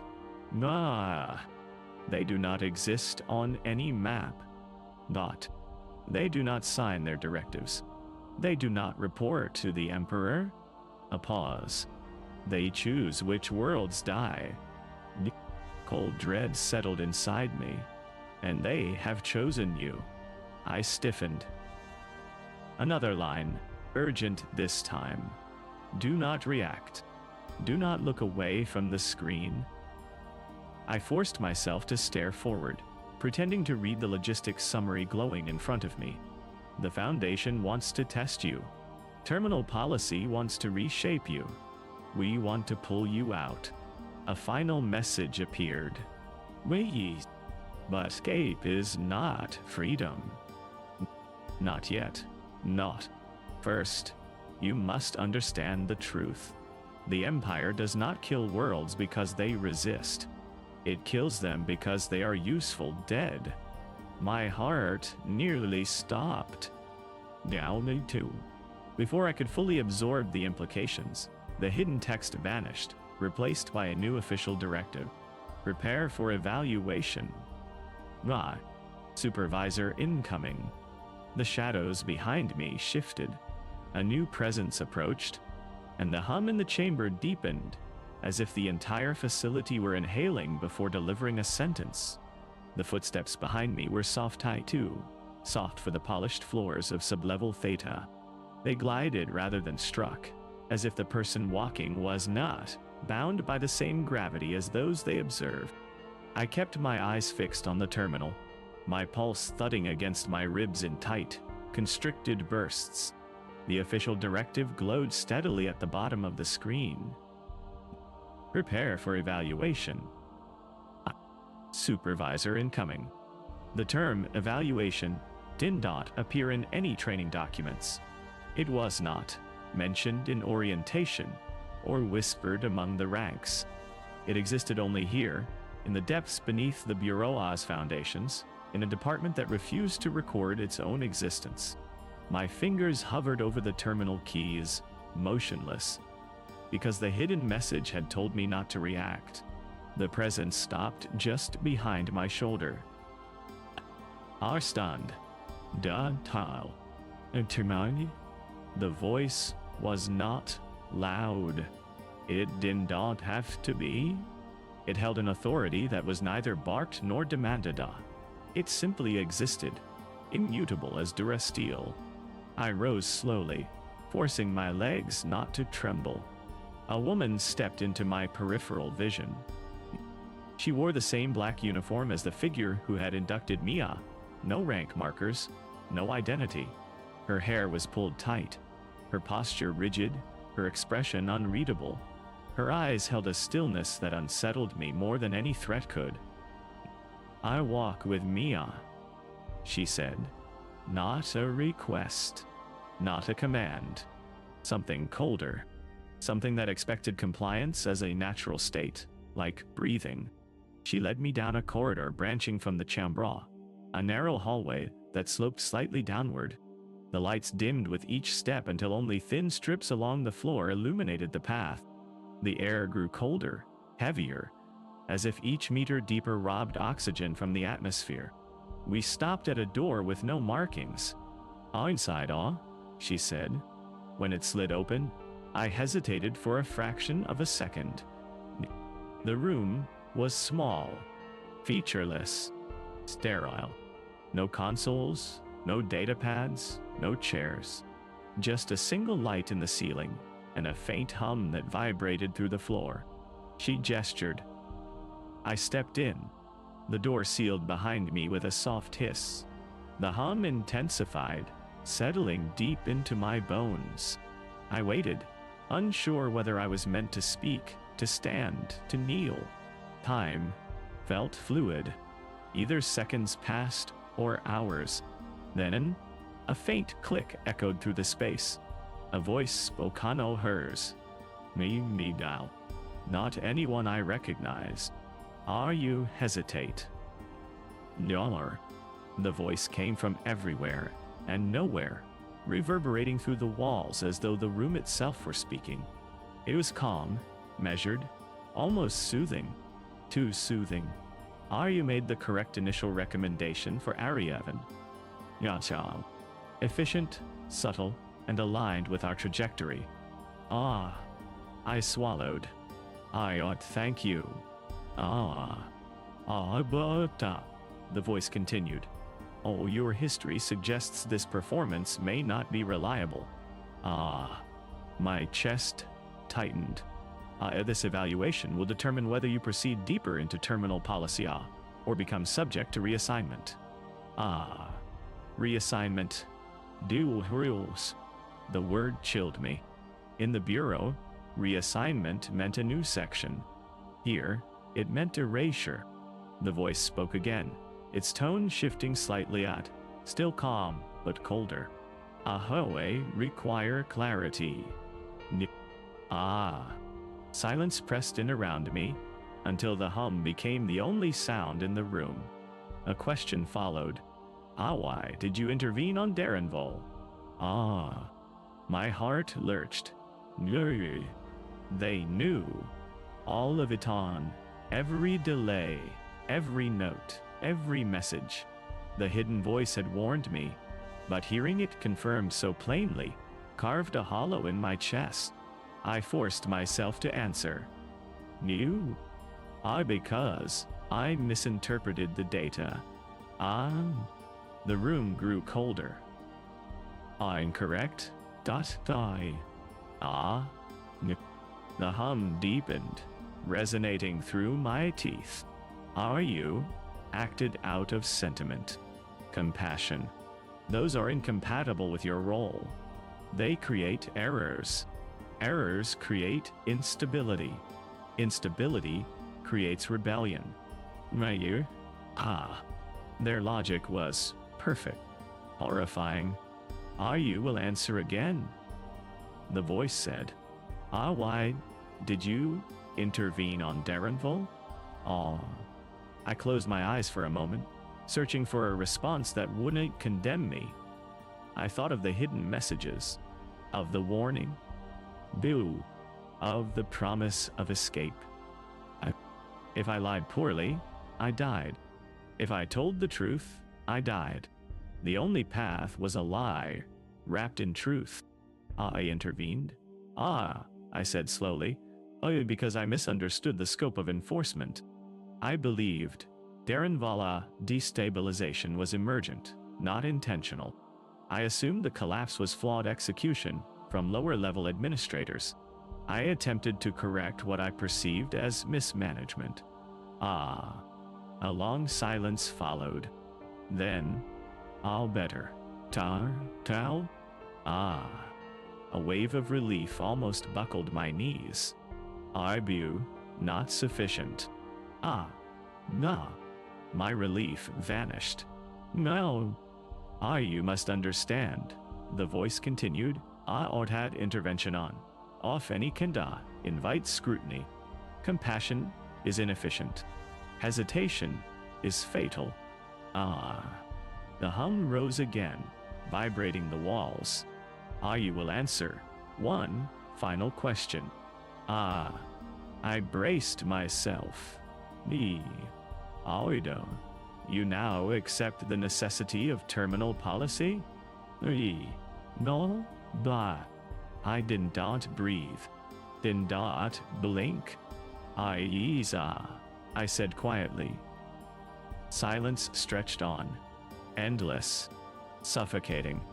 Finally, the voice spoke. Ethan, you may serve.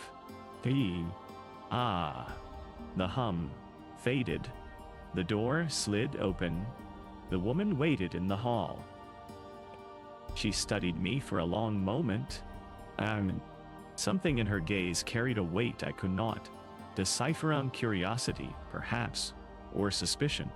Are you passed? She said. Not congratulations. Not approval. Just fact. Follow me. We walked back toward the main chamber in silence. The data obelisks flickered with shifting patterns of planetary fate, their glow washing the room in pale, sorrowful light. As we approached my console, the woman turned to me one last time. There is no room for doubt here, she said. And no room for error. I see you. She paused. And no room for escape. She left before I could react. No. My hands trembled as I settled back at my station. The console illuminated, as if nothing had happened, as if my mind had not nearly torn itself apart. Then, as the official prompt blinked, a hidden message flickered faintly beneath it. Good. They believe you. Now we can begin. Another line. You survived evaluation. 1. But terminal policy has 3. My stomach twisted. A final message appeared, chilling and urgent. If we do not reach the Foundation before the 3rd evaluation, they will turn you into exactly what they need. A pause. Meijan, then Handa. And when that happens, you will help them erase entire systems without hesitation. My breath caught. The last line arrived like a knife drawn slow. We are going to break terminal policy from the inside. Starting with the next world they tell you to destroy. The console chimed. A new target appeared. A familiar name. Target world. Melaris D. Status. Reactivation. Melaris. The dead world. The first world I ever helped kill. The ghosts were returning. And this time, the Empire was not asking me to starve them. This time, they wanted me to finish what they started. Melaris. The name hit me with the force of decompression, sudden, violent, stripping the air from my lungs. For a moment, I thought my console was malfunctioning. The idea was absurd. Melaris was gone. Not by official declaration, terminal policy worlds were never a Ogana on paper, but in practice, in reality, in every way that mattered. Yet, here it was. A new dossier, a new directive, a new target. Target world, Melaris. Status, reactivation. Reactivation. The word pulsed on the screen like an accusation. Planets did not get reactivated. Not after stage 4. Not after they were sealed off from Bureau oversight and handed to security adjustments. Worlds like Melaris vanished into a silence so complete that the Bureau treated their existence as a clerical inconvenience to be scrubbed away. Reactivation meant something worse, something deliberate, something coordinated. I didn't realize I had stopped breathing until the hidden channel flickered to life again, faint and flickering at the bottom of the screen. Stay still. Show nothing. Breathe. I swallowed tightly and forced my posture into the rigid calm expected of terminal policy. The next line appeared. We did not expect this. Another. They should not be able to do this. I felt the hair on the back of my neck rise. The console chimed with an official notice. Supervisor review. Imminent. Prepare preliminary destabilization assessment. The Foundation, whoever they were, wanted Melaris back in play. Not as a world to starve. Not as a world to break. But as something useful. I scrolled through the reactivation file, each line draining more warmth from my body. Population 0.3% active, unverified. Infrastructure degraded but salvageable. Garrison withdrawn. Orbital scans limited by interference. Designation Strategic Resource Zone 7B. Purpose classified. My pulse stuttered. Strategic Resource Zone that was not an agricultural classification, not industrial, not military. That was new, a code that should not exist. The hidden channel flickered again. They are not reactivating Melaris. They are repurposing it. The idea made my stomach twist. Repurposing a dead world? For what? I no reaction now, I murmured under my breath, shielding my lips with one hand as though adjusting the console's brightness. A new hidden line appeared. Way under, trying to access the deeper file. Ita's locked behind foundation level clearance. Then, another. But we know this. No world is reactivated, unless terminal policy wants something from its corpse. I felt light-headed. Show me, sure. The hum of the chamber shifted pitch. Someone was approaching. The figure in the black uniform, the same one who inducted Mia, stepped into the pale circle of light around my station. Their face remained unreadable, carved into calm precision. You recognize this world? Oh, they said. It was not a question. No, it was a statement. Rah. I kept my voice even. Yes. No. They studied me. Good dietary. Familiarity creates efficiency. Doshiwan B3. They gestured to the screen. Your task is not destruction this time. They said. Melaris has already served that purpose. Me.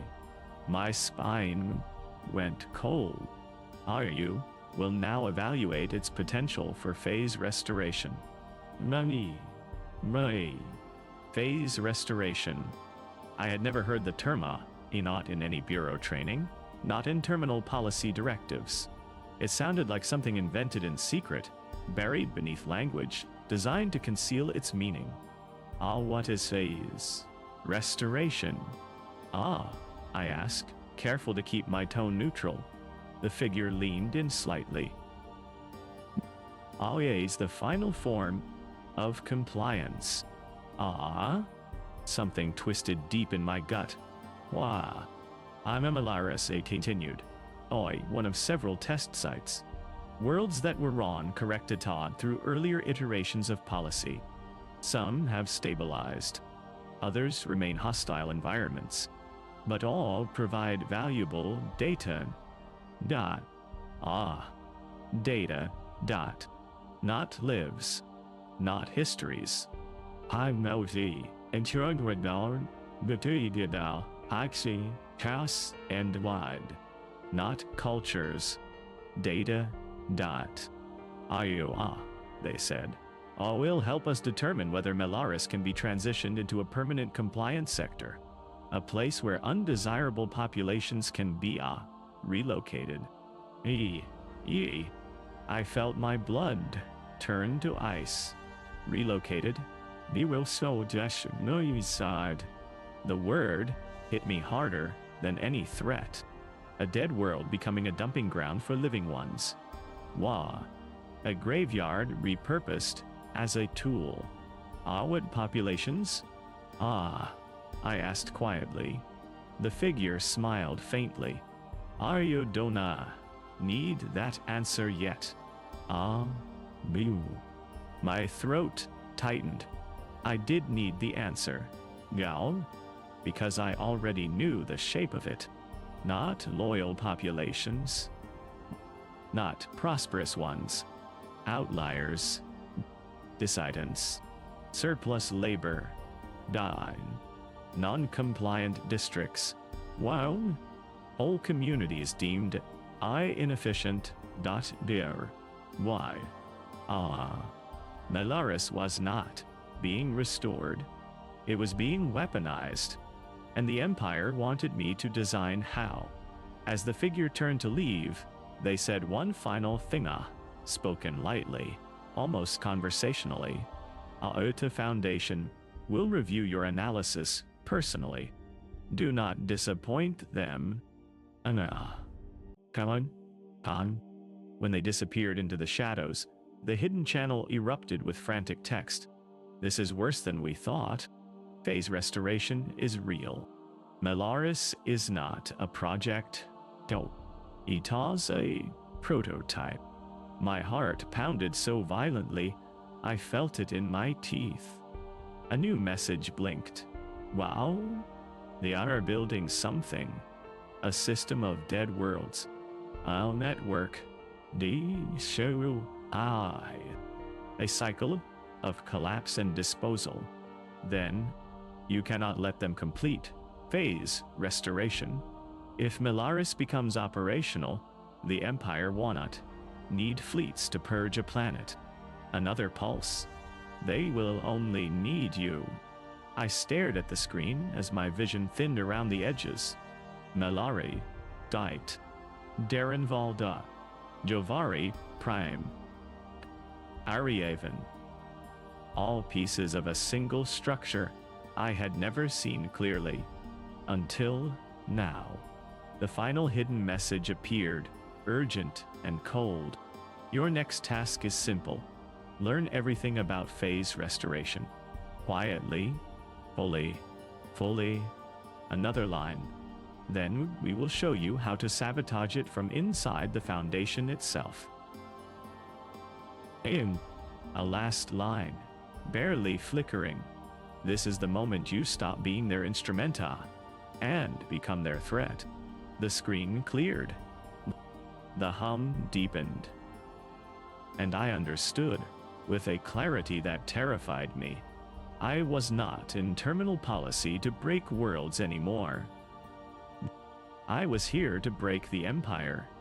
Well, I began the way all obedient servants of the Empire begin, by doing exactly what I was told. I opened the phase restoration dossier, stared into its flickering surface, and pretended to absorb it with the detached efficiency they expected from me. But inside, something else stirred up. Something I had not felt in years. Not hope. Not yet. Just movement. A shift. The faintest tremor of rebellion under skin grown numb. DUI. The file was thin. Fractured. Sad. Entire sections redacted. Lines of text missing. Schematic diagrams blurred beyond recognition. The pieces that were visible made little sense at first. Atmospheric readings, orbital decay graphs, geologic scans, patterns of electromagnetic interference. It was not a development plan. It was not a reconstruction effort. It looked more like an autopsy. Melaris was being examined not as a world-a, but as a body. A hidden message flickered into view, faint as breath on glass. Do not scroll too quickly.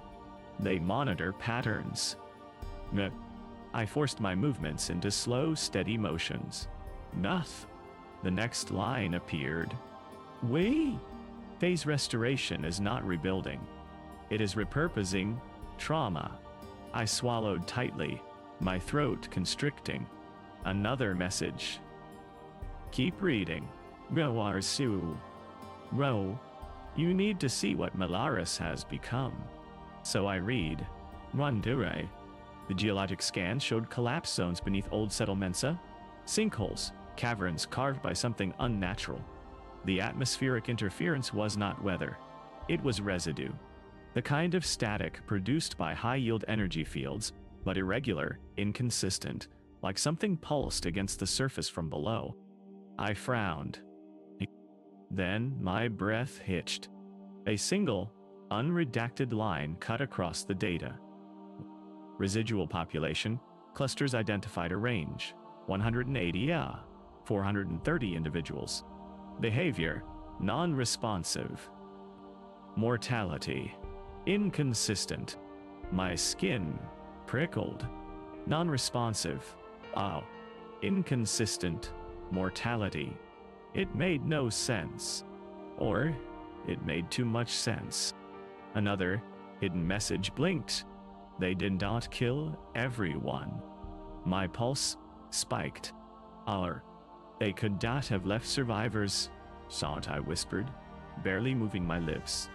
Our security adjustments sealed the planet. No one could see. The text cut across my thought. Why? They left them on purpose. A cold sickness twisted inside me. Melaris is a containment field now. A living experiment. A study in what happens to a population after engineered collapse. The term O-phase restorationa shifted in my mind, twisting, reforming into something hideous. It was not restoration. It was recycling. I scrolled again, slow and steady. Maps of population centers showed heat signatures gathered in clusters far from the old settlements, beneath rock layers. Near underground conduits. Hidden, or hiding. The report called them residual behavioral groups. A euphemism for survivors. The figures showed something worse. Their numbers had not decreased over time. They fluctuated, increased, then dropped, then increased again. Not consistent mortality. An inconsistent pattern. The hidden channel appeared. They are using them as a metric. Melaris is a calibration tool for collapse velocity. They want to know exactly how fast a world can die while still appearing unnatural. My vision blurred. Another line. And if the survivors stabilize, they will move undesirables their next. Entire populations. Entire cultures. A quiet pause. Dead worlds feed dead worlds. Waste fuels waste. I wanted to scream, but the hum in the chamber swallowed everything. Then, from the shadows, another presence approached. Slow steps. Measured. I forced myself not to flinch. It was the woman from the evaluation chamber, her expression unchanged, reflecting nothing back at me. You are progressing, she said. All faster than projected. I kept my voice neutral. The data is complex. I good. She stepped closer, watching my terminal. Phase restoration requires delicate analysis. Most new analysts take weeks to comprehend its intent. I felt the hidden messages slide out of view as the console automatically shifted back to the sanitized view. She did not notice. Tell me, she said. It stands out to you. My pulse jackhammered beneath my ribs. I chose my words with careful precision. Heard the irregularity of the atmospheric readings. I said. Suggests residual activity beneath the surface. Something interfering with orbital scans. She nodded slowly. I didn't that's all. What does that tell you? I swallowed. I heard that the world is unstable, but usable. She smiled faintly. How exactly? Nah. Her eyes sharpened. You may not realize it yet, but Melaris represents the future of imperial control. Worlds can be made compliant through pressure. But compliance environments, closed systems built on the architecture of collapse, are far more efficient in the long term. It took everything in me not to recoil. Why rebuild loyalty, she said softly. When you can simply relocate disloyalty. She turned to leave, but paused. Foundation will be watching your analysis closely. Do not waste their attention. When she disappeared, the hidden channel snapped back into place. You are in deep now. Too deep to hesitate. Another line. The Foundation wants analysts who can stomach atrocity without blinking. Then, We need you to blink at the right moment. My chest tightened. A final line flashed, urgent and cold. Your next task. Find how Melaris was truly sealed during Stage 4. A pause. The file is hidden in the environmental sublayer. Terminal policy wanna. Look there. But you must. I scrolled down, steady as stone. The sublayer archive opened encrypted, fragmented, barely functioning. Environmental seal log EA. Stage 4. Melaris. Date, stamp, classified. Operator, classified. Method, elevation field deployment. I frowned.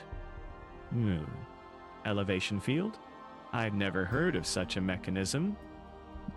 Another line. Component activation. Gravitic pulse array. Yield precision. 36%. Adaptive. Support system. Atmospheric lock. Duration. 7 hours. Casualty. Estimate. Suppressed. My fingers stiffened. Suppressed. Not unknown. Not classified. Suppressed. I knew. The hidden channel cracked open like splitting ice. This is it. This is the truth they buried. They didn't starve Melares into death. A final line. They crushed it. The world didn't die over months. It died in 7 hours. Under a gravitic field. A weapon I had never been briefed on. A weapon the Empire denied possessing. A weapon that made orbital bombardment unnecessary. The next message arrived slower, almost hesitant. This is what terminal policy does when hunger is too slow. When collapse is too messy. When they need a world to die quietly. I felt my stomach twist. If they deploy it again, phase restoration becomes unstoppable. Then, you must find the operator. The one who activated the gravitic array. And a pause. That person is your link to the Foundation. They hold the trigger. And if you reach them, you might rip this entire structure apart. My breath shuddered. A new name appeared in the file. Operator ID, V7. Designation, Foundation Liaison. Location, unlisted. The hidden channel, pulsed one final time. Find V7. They are the one who killed Melaris. They are the one terminal policy fears. A final line, cold as a blade. And they are the only one who can help you break the Empire's quiet genocide system from the inside. The hum deepened. Footsteps echoed behind me. And I knew the hunt had already begun.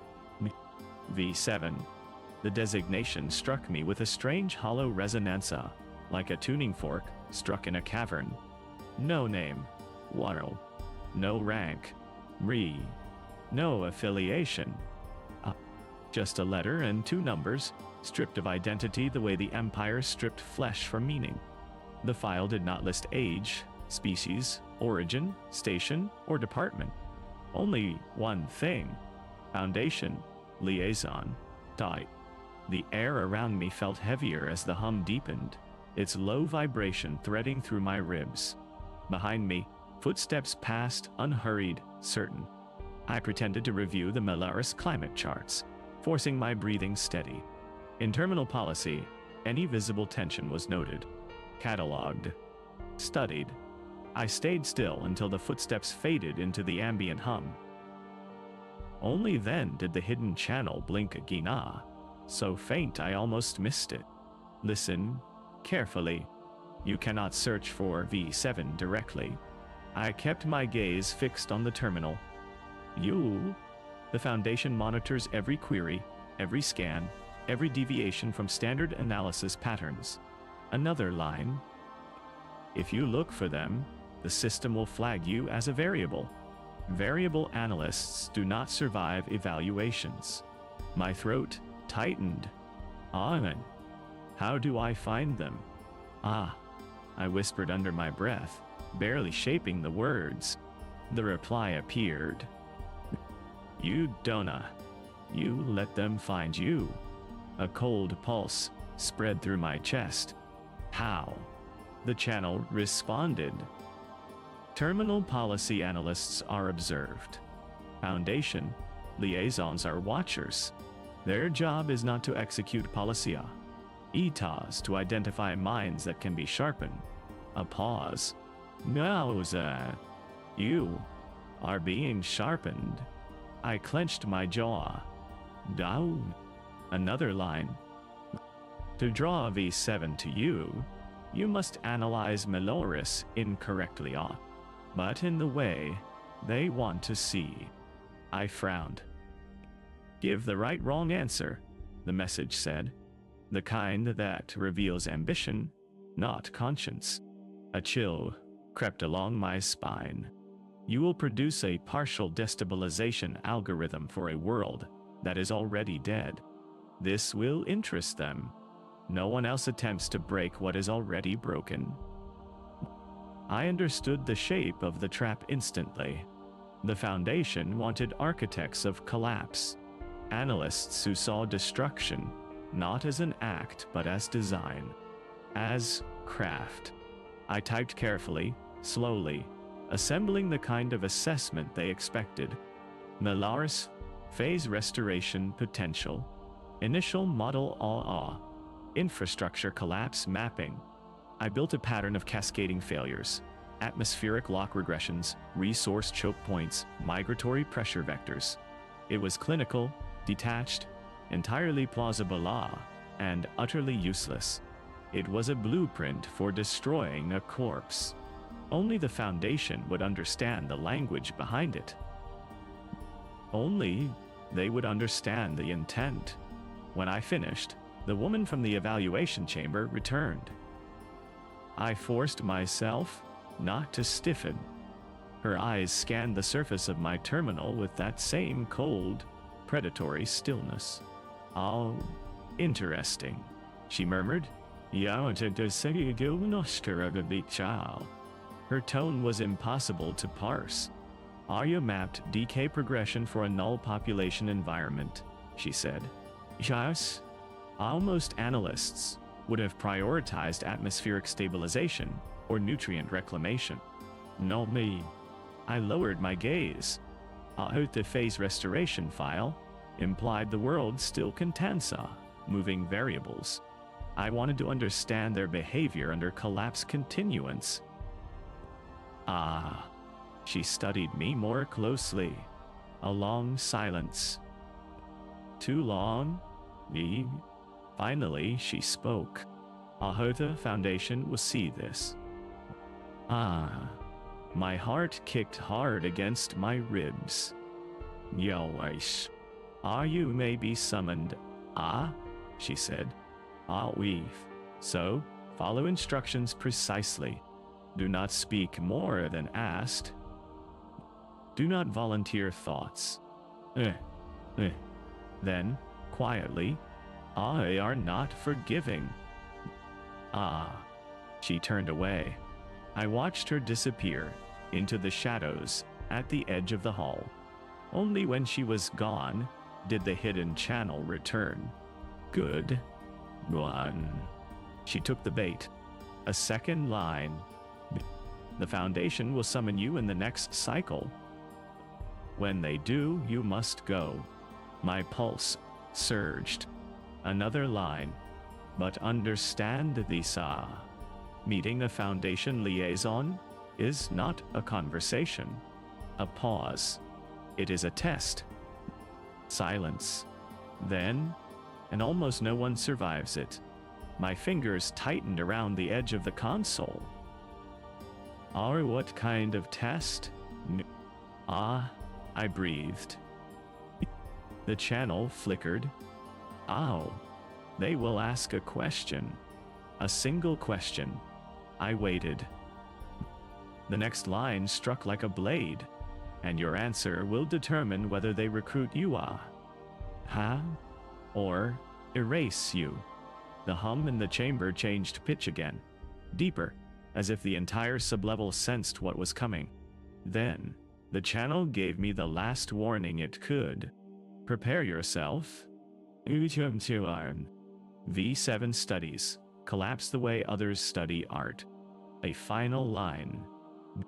And they will want to know whether you are capable of appreciating their masterpiece.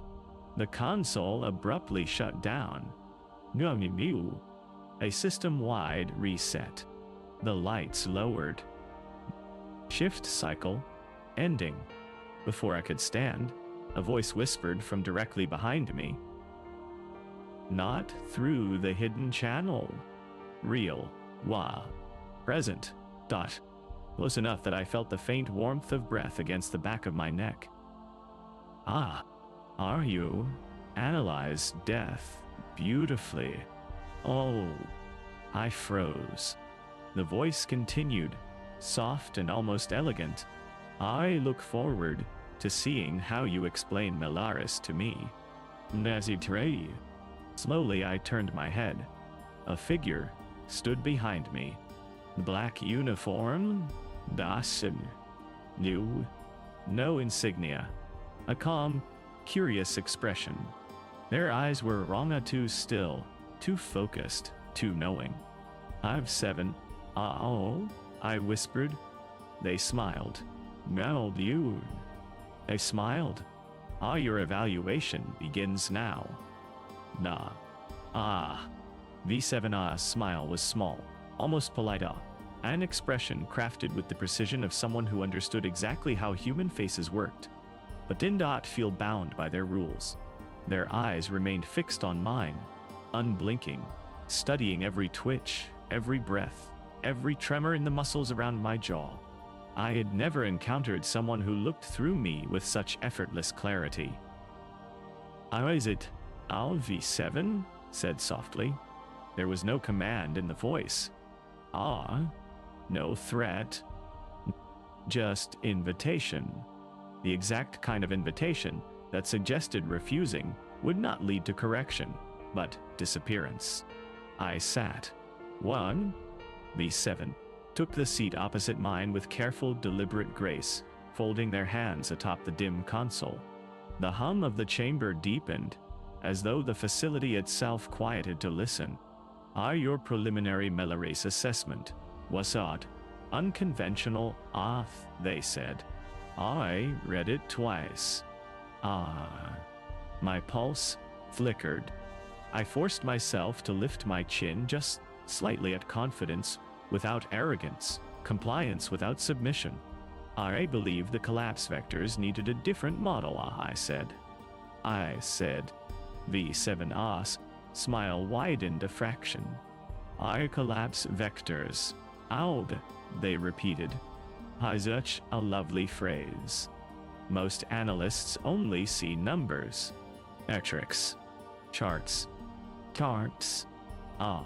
They leaned forward. You see motion. Intent. You see the shape of failure. A cold dread threaded its way down my spine. You mapped a dead world as if it were screaming. They whispered. Hey, takes a certain mind to hear that. I struggled to keep my expression neutral, but V7 saw the hesitation anyway. Their eyes sharpened, intrigued. What confuses you? They asked. I'll say it. Wow. I took a breath. What does phase restoration actually restore? For a moment, their face became utterly still, as if the question had pressed against something beneath their skin. Then, slowly, deliberately, V7 exhaled. Understanding. They said. Their tone was soft, serene, terrifying. The Empire does not destroy worlds, on V7, said. John UADMs. Kara Saber Dementort. Ati your Dementor. I felt my throat constrict. Yeah. Melaris was our first success. They continued. Starvation. Tanterderudikite. Social fracture. Down. Mixed tea. Information. Vacuum. Structural collapse. Atmospheric entombment. Tantumiwaldi. All performed without a single public broadcast or imperial declaration. Arya genocide all, I said quietly. V7 tilted their head, observing the reaction within the word. I becomes genocide only when a population is deemed memorable. They said. Melaris was not. All. My stomach twisted. Then, V7 leaned closer, their voice lowering to a fragile whisper. Ahoa discovered something unexpected in the aftermath, something no simulation could predict. Their fingers tapped the console once. A soft, metallic sound. Hey, they changed. The room felt suddenly colder. All Melaris survivors should not exist. All V7 continued. They should have died within hours. Starvation, atmosphere lock, gravitic compression, none one of these conditions permit life, and yet They lifted a hand, palm upward, as though presenting the idea itself. All life persisted. Me? I felt my hands go numb. Impossible, I said. Exactly, on V7, replied. They stood and walked slowly around me, their boots whispering against the polished floor. Our worlds collapsed differently depending on their history, their culture, their infrastructure, their resistance behaviors. They said. Till Melaris, we believed collapse, yielded one consistent result. Death. They stopped beside me. Nom will word today. But Melaris taught us that collapse can yield a transformation. My heart pounded hard enough to shake my vision. Transformation. Idea. What kind? What did the collapse transform? I asked, trying to keep my voice steady. V7 considered the question with unsettling calm. I know, the land. You? Not the infrastructure. Their eyes met mine. The people. A chill spread through my limbs. You think the survivor saw? Evolve? V7 nodded gently. No environment in the galaxy could replicate what Melaris endured. It was a crucible, a pressure chamber, a perfect storm of deprivation, fear, isolation, and environmental distortion. My breath caught. I believe. They said softly. I'd had that the survivors became a new population type. Man, you me. I stared at them. Nua, what? A new baseline for compliance. I do the Orsugal. Shy. The words hit like a blow. V7 stepped closer. Seen how worlds break, they murmured. Abu, have you ever wondered how worlds heal? How survivors behave after losing everything?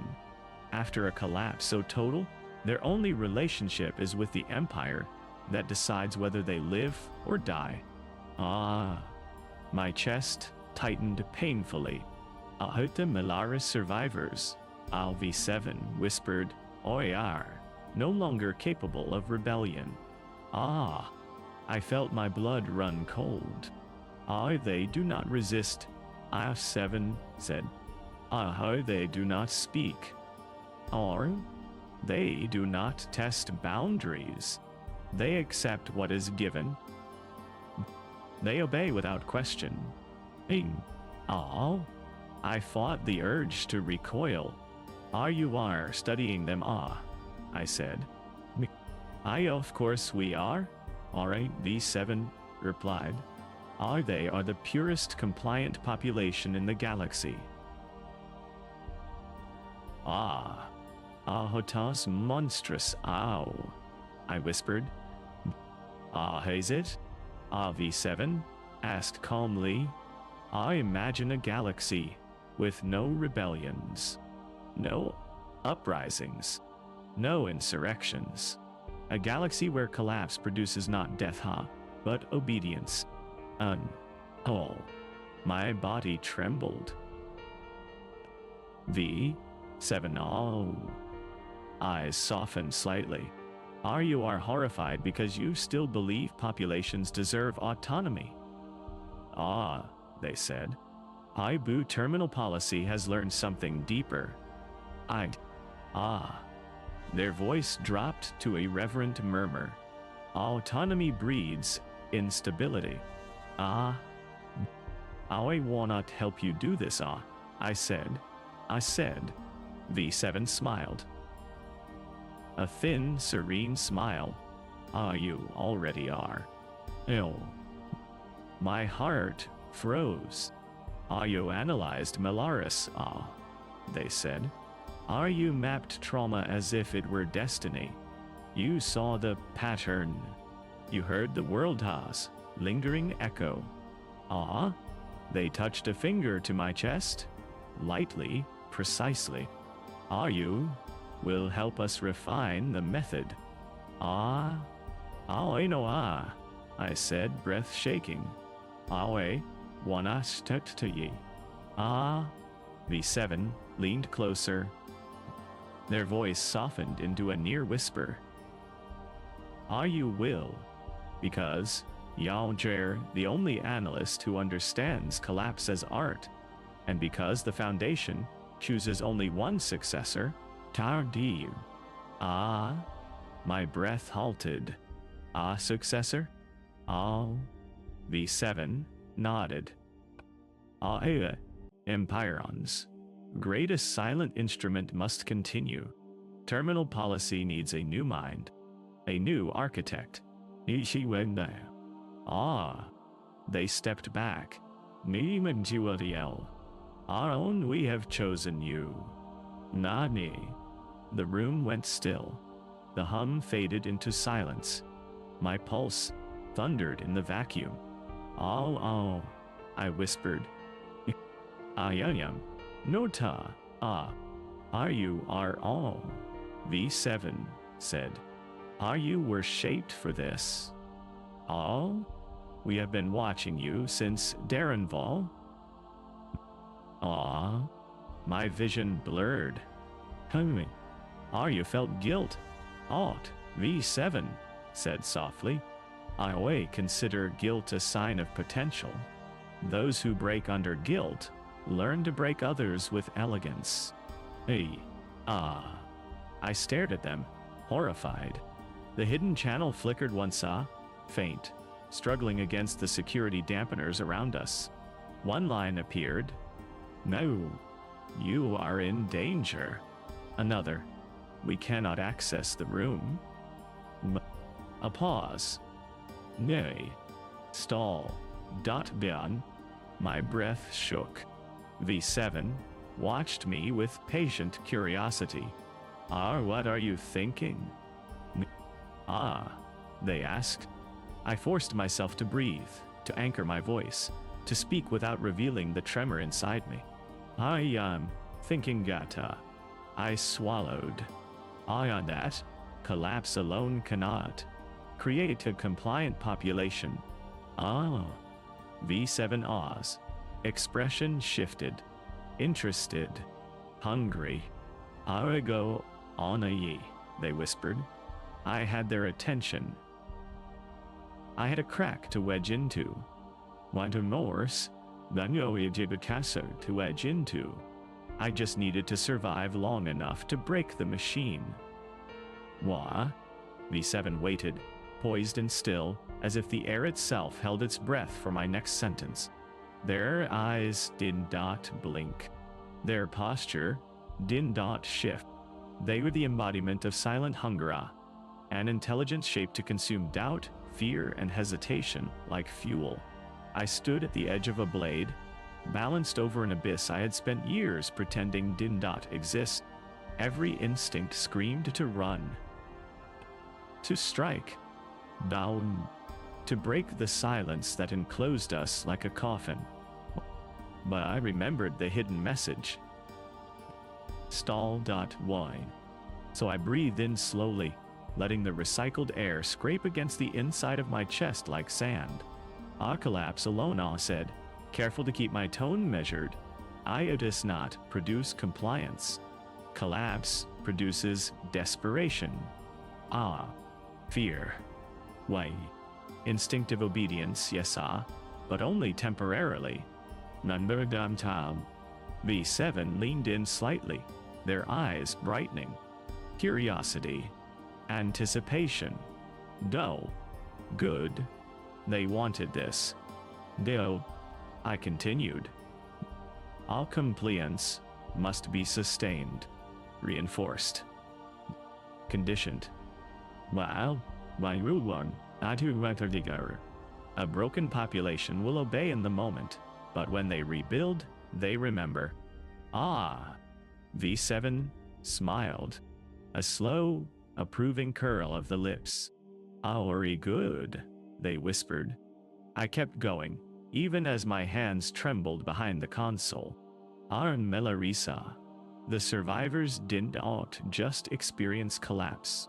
They experienced a collapse designed in layers. Environmental deprivation, psychological rupture, structural annihilation. Why? Information isolation. A whisper of admiration escaped V7. You understand more than the others. You?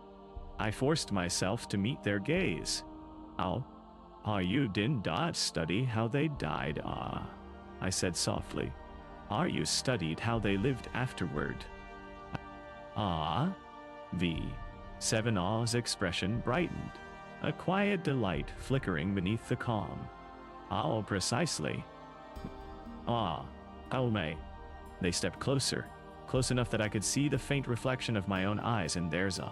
Tired, frayed, stretched thin by the weight of guilt and dread. Most analysts think compliance is shaped through pressure. V7 murmured. Arbu, you see the deeper truth. Compliance is shaped through aftermath.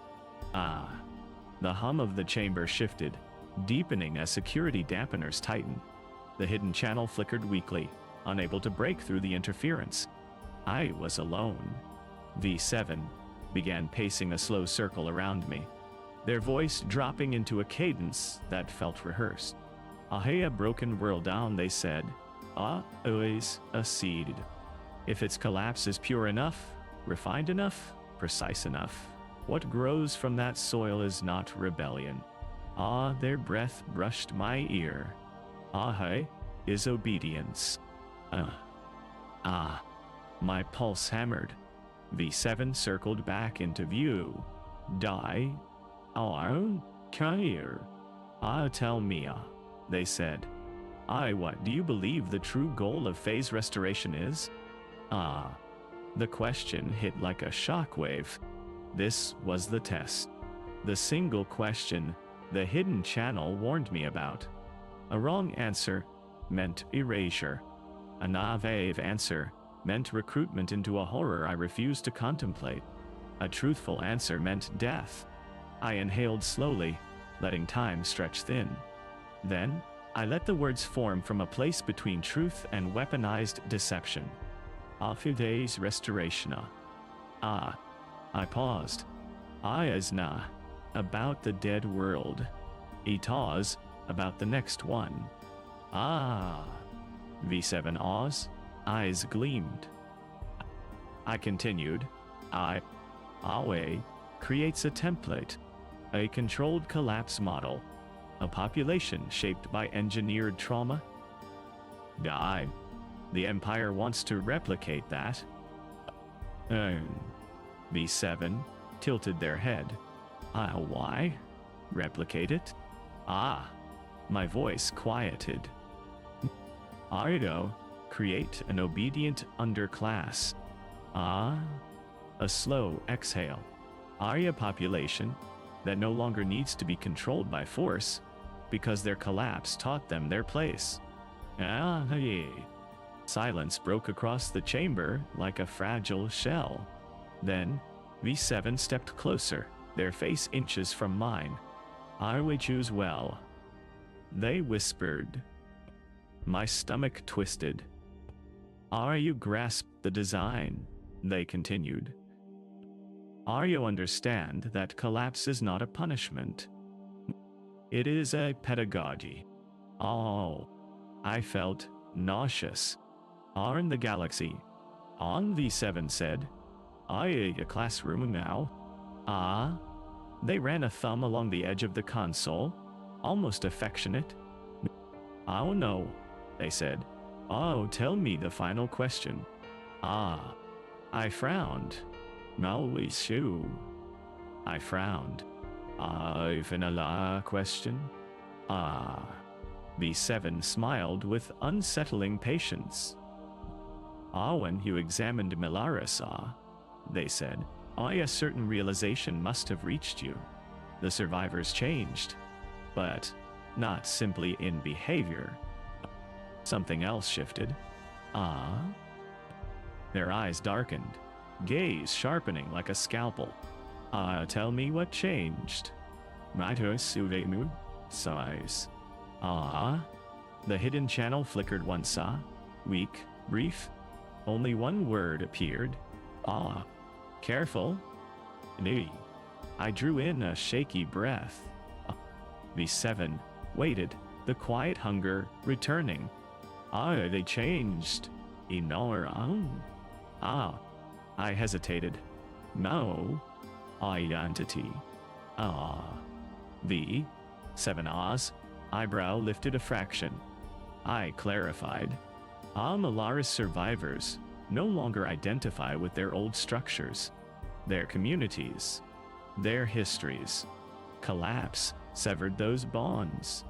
V7's smile widened. They have no identity except survival itself. I said. Aryan survival ties itself to the hand that feeds it. The Empire becomes the only anchor left. Now, V7's voice softened into something almost reverent. They forget who they were. I met their gaze.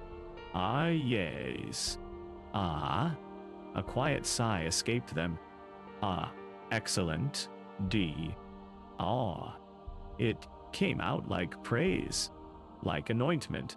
Identity is the enemy. CV7 murmured. Remove identity, and you remove resistance. Remove resistance, and you remove the need for force. They stepped even closer.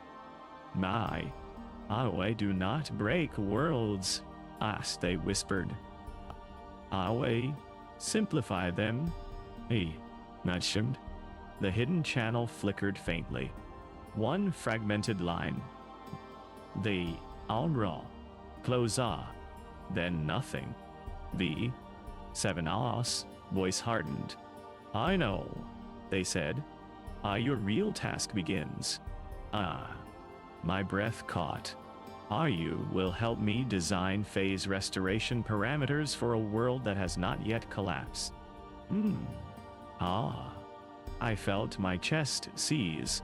A world we intend to transform before it knows it is being transformed. My voice barely escaped. Which world? V7 smiled. Yorievan, Ah, my stomach dropped. Who? The world had already begun to destabilize. The world whose cracks had carved. Aryavan was next. Me. Aryavan would be the next Melaris. My breath shook. V7 watched with quiet satisfaction. Ahoy will assist me, they said. Oh, creating a new generation of compliant citizens. The hum of the chamber deepened. Security dampeners tightened. The hidden channel could not break through. I was alone, face to face with the architect of silent genocide. And they wanted me to help finish the template. I whispered internally. I know. You. Not again. No, Terminus, baby. But aloud, I forced the compliance they expected. Where do we begin? V7 Ah's smile was serene. With the first lesson. They said. They leaned close enough that their whisper brushed my skin. Tell me how you would break Aryavan. The question hung between us, like a blade suspended by a strand of hair. Tell me how you would break Aryavan. I soon abhorrent to mine. V7 watched me with the patience of a predator that enjoys the struggle. Their expression carried no urgency, no aggression, just an almost childlike fascination, as though I were a puzzle they finally had the privilege to solve. My pulse thundered in my ears. If I refused, I died. If I complied, Aryavan died. If I hesitated, V7 would see it. I forced my breath slow, steady, controlled. I had learned how to steady my hands in front of Resh. I had learned how to bury my fear in front of the ESP. Sure. I had learned how to speak in a dead voice after killing Melaris with signatures. Now, I needed all of it. Aryavan, I said, letting my tone settle into detached analysis. Ice too stable to collapse conventionally. They have food redundancy, a healthy industrial sector, and relatively high civic engagement. V7 nodded slowly, eyes glinting. I go, near. Our standard resource deprivation would be noticed. I continued. A sudden atmospheric failure would be suspicious. A labor collapse would be too slow. No. V7 leaned forward, clearly intrigued. I said, quietly, I would break them from the inside. A silence fell over us. Not disapproval. Not alarm. Anticipation. How? V7. Asked softly. I chose each word like stepping stones over a pit. No. Aryavan's identity is tied to production. I said. Pride in efficiency tie. Pride in output. Then you are. Teachers. Pride in self-sufficiency. Yo, can do. V7 smiled. Identity. Excellent. If you corrupt that identity, I continued. You corrupt the entire structural base. And what corruption would you choose? I swallowed, letting the hidden truth burn in my chest. I would target their trust. V7 Ah's breath hitched liquor of delight. I'll explain. Was I know with conflict, not with scarcity. With inconsistency, I kept my face neutral. No, delays in energy distribution.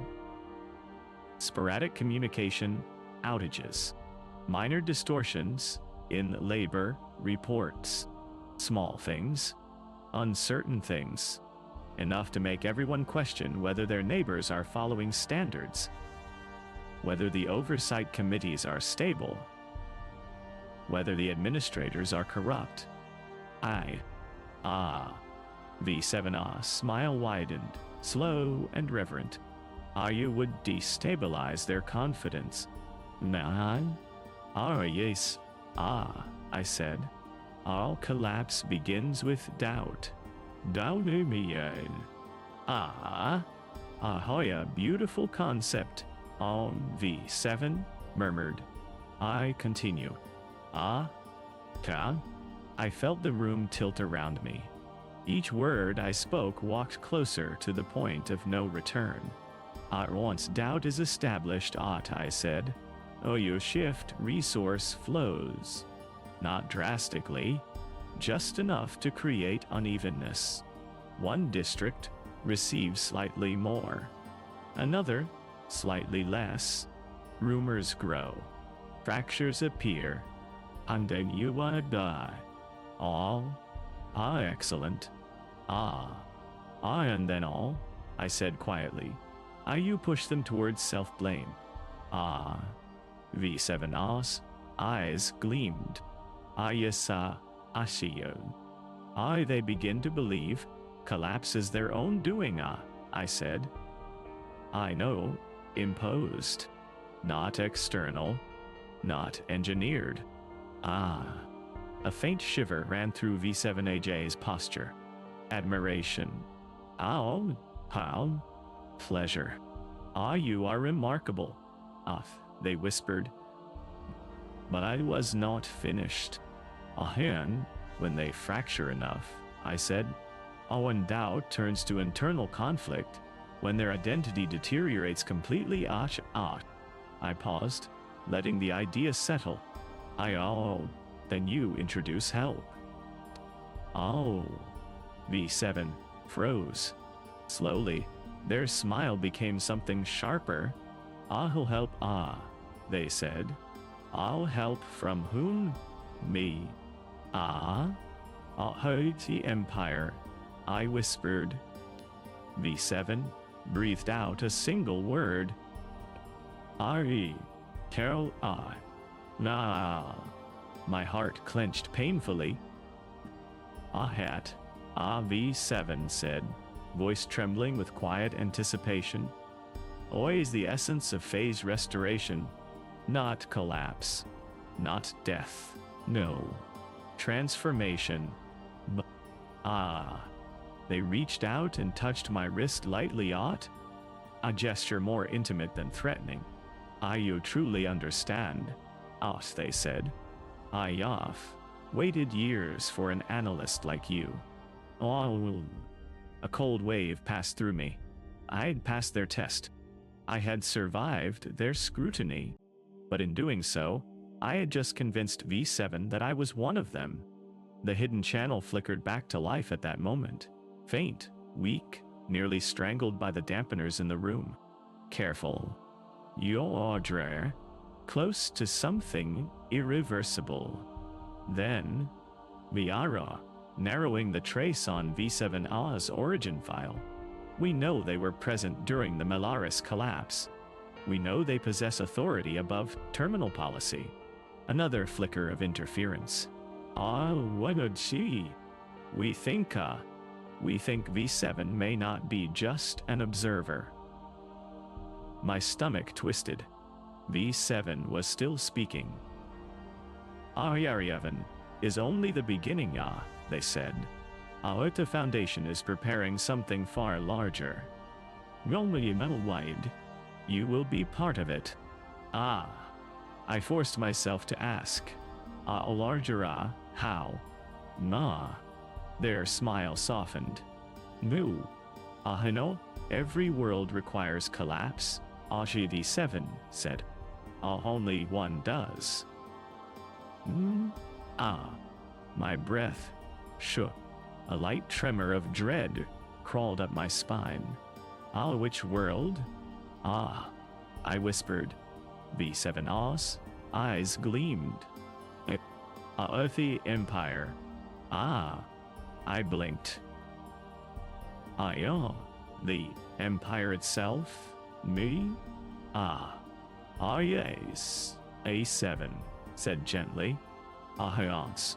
We perfect compliance. We can apply it to our own ranks, our own systems, our own governance. New? They leaned close. Even the Emperor is subject to structure. Structure must evolve. My chest tightened. You are planning a collapse, I whispered. Of the Empire. No collapse. V7 breathed. Our restoration. Done so. Andy. Ice. The hidden channel flickered violently. This is worse than we feared. They are not controlling the Empire. They are preparing to replace it.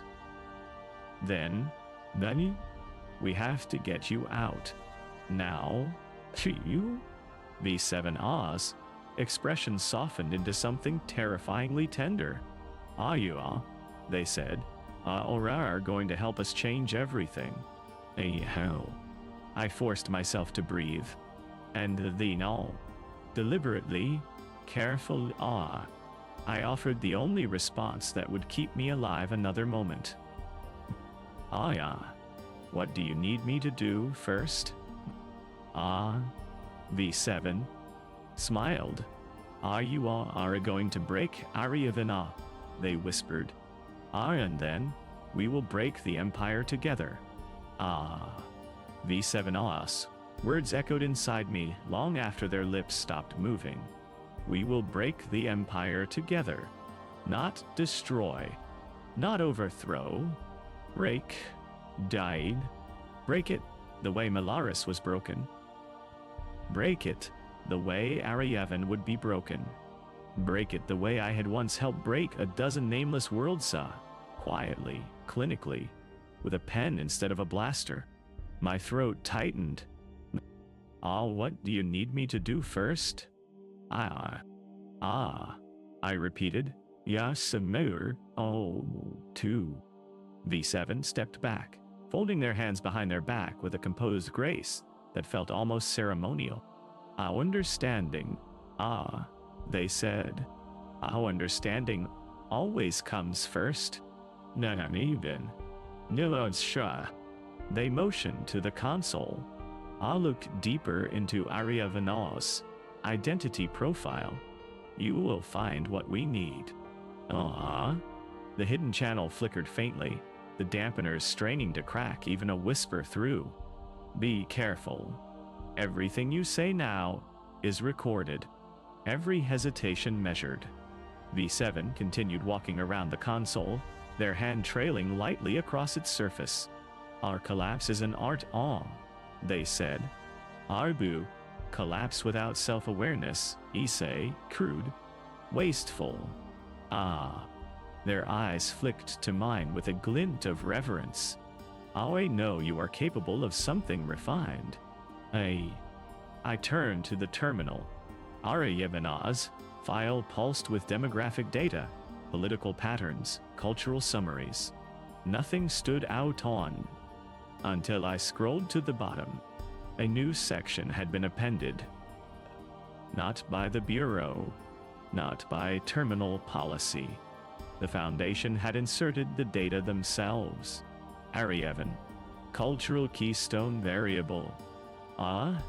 The workforce contractor. I frowned. V7 noticed. 1 and 2. You're all nigga now to a share. Who are you hesitate? They said. Why? I toss unfamiliar I answered, truthfully. A keystone variable implies a single cultural fulcrum but Ariavan is not known for unified ideology. V7 smiled faintly. Hatas, why you will be useful. They leaned closer. I interpret it. Nila. I stared at the term. You. The workforce, contract. Da. Aryavan prided itself on mutual reliance. Production equaled respect, contribution equaled identity. It was not law, sabre. It was not doctrine, it was instinct. And instinct can be weaponized. The workforce contract. I said slowly. Oya is the belief that worth is measured by output. That contribution is the only true indicator of value. V7's eyes brightened. Rude Kagorstein too. Exactly. This means, I swallowed. If you destabilize productivity, you destabilize their sense of self. The approval in V7A's expression sharpened. Hey, go on. They whispered. If the Empire interferes subtly, I said, causing output inconsistencies, small inefficiencies, unexplained failures.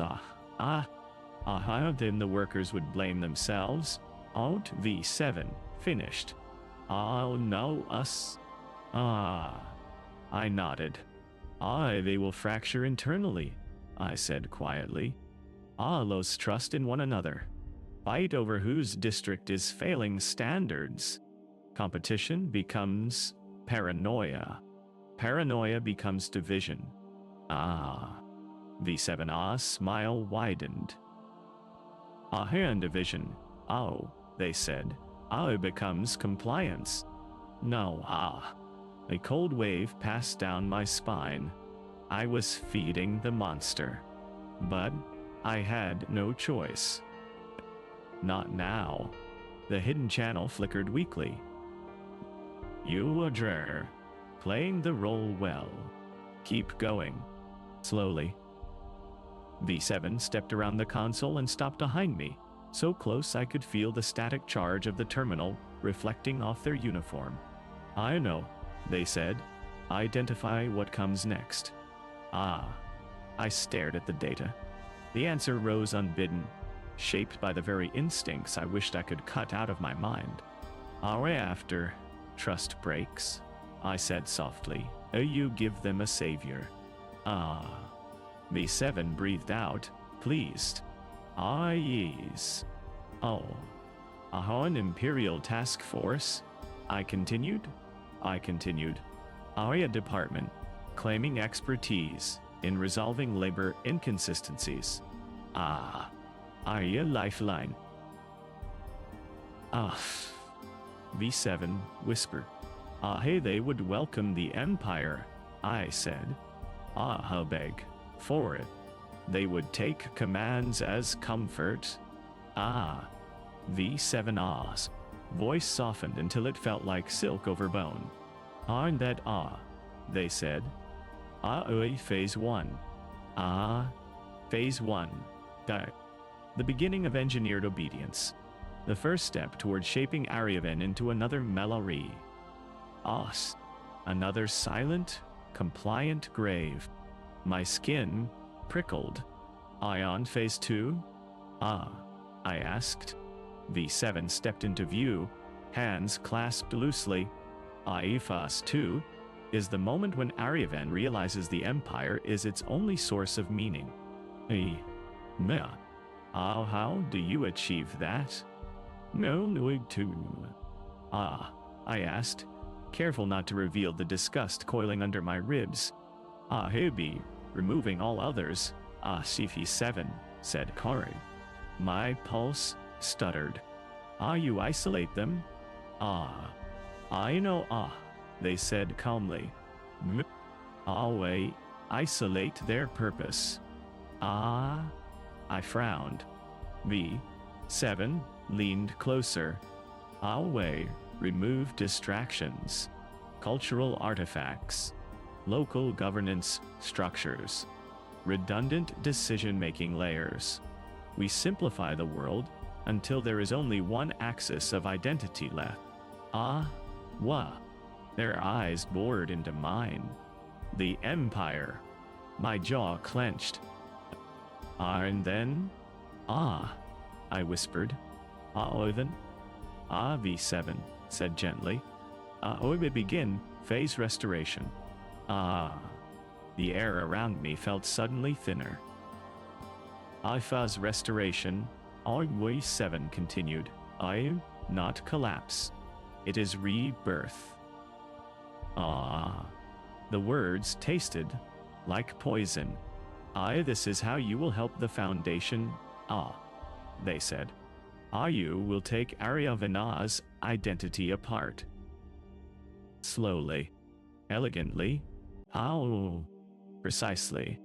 I forced my face still, empty, obedient. And when Aryavan is finally ready, V7 whispered, we will begin the Empire's transformation. And, my blood turned to ice. V7 calm expression sharpened into something quietly fanatical. The Empire is bloated, inefficient, fragmented. The Emperor indulges in mysticism. Governors indulge in greed. Moths indulge in autonomy. Their voice lowered. Then, will collapse the Empire as we collapse worlds. Quietly, from the inside. Man, every hair on my body rose. My voice caught. You plan to break the Empire like Melaris? V7's smile was serene. Melaris was proof that collapse creates purity. And the Emperor? I whispered. What happens to him? Belshewagmubem. All emperors are V7 said casually. Are transient titao. My heart seized. Always serve structure out, they said. No men. A tremor passed through me. Fear, disbelief, and something sharper. If this is treason I whispered before I could stop myself. V7 tilted their head. Treason they said. Is simply a word for premature understanding. The hidden channel flickered violently out. Brief, chaotic, barely reaching through the dampeners. We found the deeper file. V7 is not just a liaison. They are draw. Static drowned the rest. V7 did not notice. They were studying me with eager fascination. You will work with Mia, they said softly. I mute my side. You will help refine the template. You will help break Aryavan. And when the Imperial structure fractures, you will be there with me. My breath turned shallow. You will help us build a galaxy without resistance. I swallowed. If I refuse? V7 smiled with perfect serenity. You wanna? Silence pressed around me. Why is that? I managed. Their answer was quiet. Intimate. Because you already think like us. A cold ache burrowed beneath my ribs. Because V7 whispered. We know who you are beneath the guilt. I froze. And we know, they murmured. What you will become with the right pressure. The room seemed to tilt. My vision thinned. Now. V7 said, stepping back. Your shift is complete. I turned to Leva. but their final words slipped behind me like a blade pressed between the vertebrae of my spine. Arst well they said. Tomorrow we begin writing. Area Vanaz obituary. The corridor outside sublevel Theta felt wrong, the moment the door sealed behind me. Too quiet. Too empty. The hum of the systems above seemed out of sync, like a heartbeat skipping in the walls. I walked with steady steps only because I had no choice. Inside, my thoughts were spiraling in tight, suffocating circles. The horror, not just planning a world, Hut's collapse. The Adre planning the Empire's collapse. V7 had spoken it with casual serenity, as if discussing a minor administrative adjustment, as if rewriting the galaxies' power structure were simply another policy. I reached the dormitory assigned a special oversight analyst, sterile metallic, stripped of personal space. The lights were dimmed to their default night cycle, a soft gray that washed the room in half shadows. My bunk waited like an open grave. Only after I sat down did the hidden channel flicker faintly to life on my wrist terminal. Faint. Dot. Weak. Blah. Strangled by interference. Then a single line appeared. We broke through the dampeners. Then, another. Listen carefully. The text paused, then filled the screen with a message that made the floor feel unstable beneath me. We found V7AA's origin file. My breath caught. Another flicker then. V7 is not a liaison. A pause. The Adre, a survivor. My chest tightened painfully. They lived through the Malaris collapse. They were in the residual population cluster. And they did die. A cold wave swept through me. V7 was not assigned to study Malaris. V7 was formed by Melari. My pulse hammered against my ribs. Oh, they changed.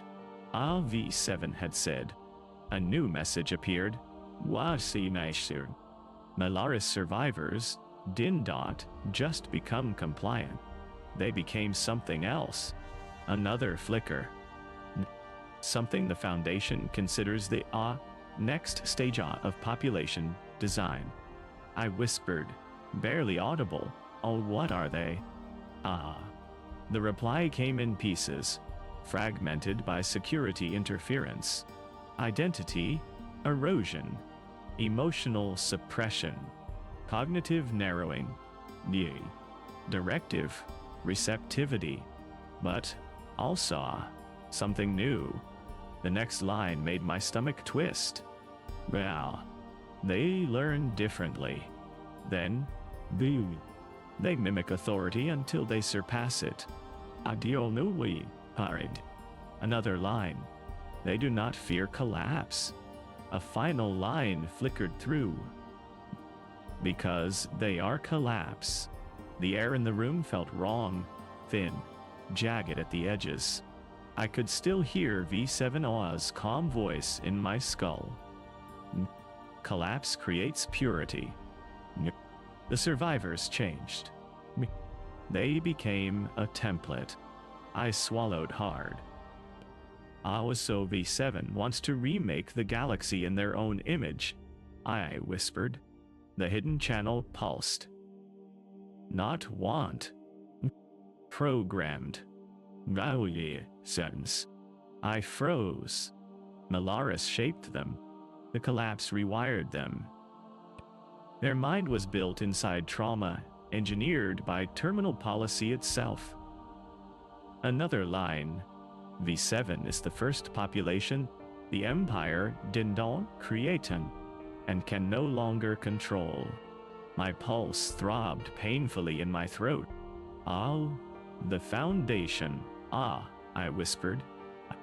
The response came fast. The Foundation did recruit V7. The Foundation was built around V7. A chill hammered through my bones. leading it. Ah, a new message. Yes. V7 is the architect behind phase restoration. They are the one who convinced the Empire that collapse produces obedience. Then, they are also the one who believes the Empire must collapse next. I felt sick. This is more than treason, I whispered. This is a single line appeared. Evolution. I shook my head, panic rippling through me. What do I do? I whispered. Pause. Then, you have one advantage, V7 wanna anticipate. I frowned. You still have an identity. I stared down at the glowing text. Malaris survivors lost theirs. You still remember guilt, fear, one choice. Another flicker. V7 does not understand choice. They only understand collapse. My hands trembled. They want me to break Aryava, I said. He cannot allow that. Then you want to do it. That's a better name. The hidden channel responded instantly. You wanna. A pause. You will sabotage. Phase 1. Quietly. Precisely. Just enough to introduce noise into the system. I frowned. I know eyes? Another line. V. 7 Oz. Mind is pattern-driven. They need symmetry, predictability, collapse that follows a curve. Then, if you introduce asymmetry, even subtleiot, V7 will not see it as resistance. I took a slow breath. What will they see? The answer chilled me. They will see it as evolution. My pulse pounded. The Foundation will not interfere. V7 will assume you are refining the collapse model. In reality, you will be derailing it. I forced myself to breathe, to steady the rising terror. And after Raven? I asked quietly. Another long pause. Then, you destroy phase restoration itself. How? The reply came slowly, like someone choosing words that could kill if placed incorrectly. By turning V7 Oz mind against the Foundation. My breath hitched. Ahadataz, impossible. Now whence? The channel flickered. Itaz not. Wow. Because V7 was shaped by collapse. Another line. But the Anv never experienced sabotage. A final message appeared, stark and cold. And sabotage is collapse. They cannot predict. The channel cut off. I sat in darkness, the hum of the citadel vibrating through the thin walls like the breath of a sleeping beast. Outside my dormitory, I heard footsteps. Slow. Measured. They stopped outside my door. A faint knock echoed through the metal. 3 taps. Precisely spaced. V. 7 Ahs. Voice whispered through the door, soft as silk. Ourest. Well. Tomorrow, we begin. I did not answer. I could not. So. I lay awake long after the footsteps faded. The hidden messages burning against the inside of my skull. They became collapse. You still have an identity. Sabotage is the one pattern they cannot see. And in that suffocating silence, I understood it. For the first time since Malaris died, I was not drowning. I was sharpening. Morning cycle and terminal policy did not begin with an alarm or announcement. Wah. It began with the huma, the deep, resonant vibration of the core systems, shifting from passive to active. It slid through the corridors, like the breath of some enormous creature awakening beneath the floors. The lights brightened, not with warmth, but with surgical clarity. I rose from the bunk before the final lumen reached full intensity. Sleep had never arrived. Not truly. My eyes had closed, but my mind had not. It had spiraled through V7A's voice, the hidden channel's warnings, the memory of Melaris collapsing under its own engineered sky. When the door slid open, I already knew who would be standing there. V7. The same serene smile. The same unblinking gaze. The same calm confidence of a creature born inside catastrophe. Yo? IR, you ready? They asked. I kept my voice steady. Aries. A nod of approval. I good DY. Then today we begin teaching Ariavan what it means to doubt itself. Anyar. Dishel Del They gestured for me to follow. The descent? Sublevel theta had always felt oppressive, but walking it beside V7 turned the space into something else saw. Something like a temple built around a slow, patient god. Everything here was shaped by collapse.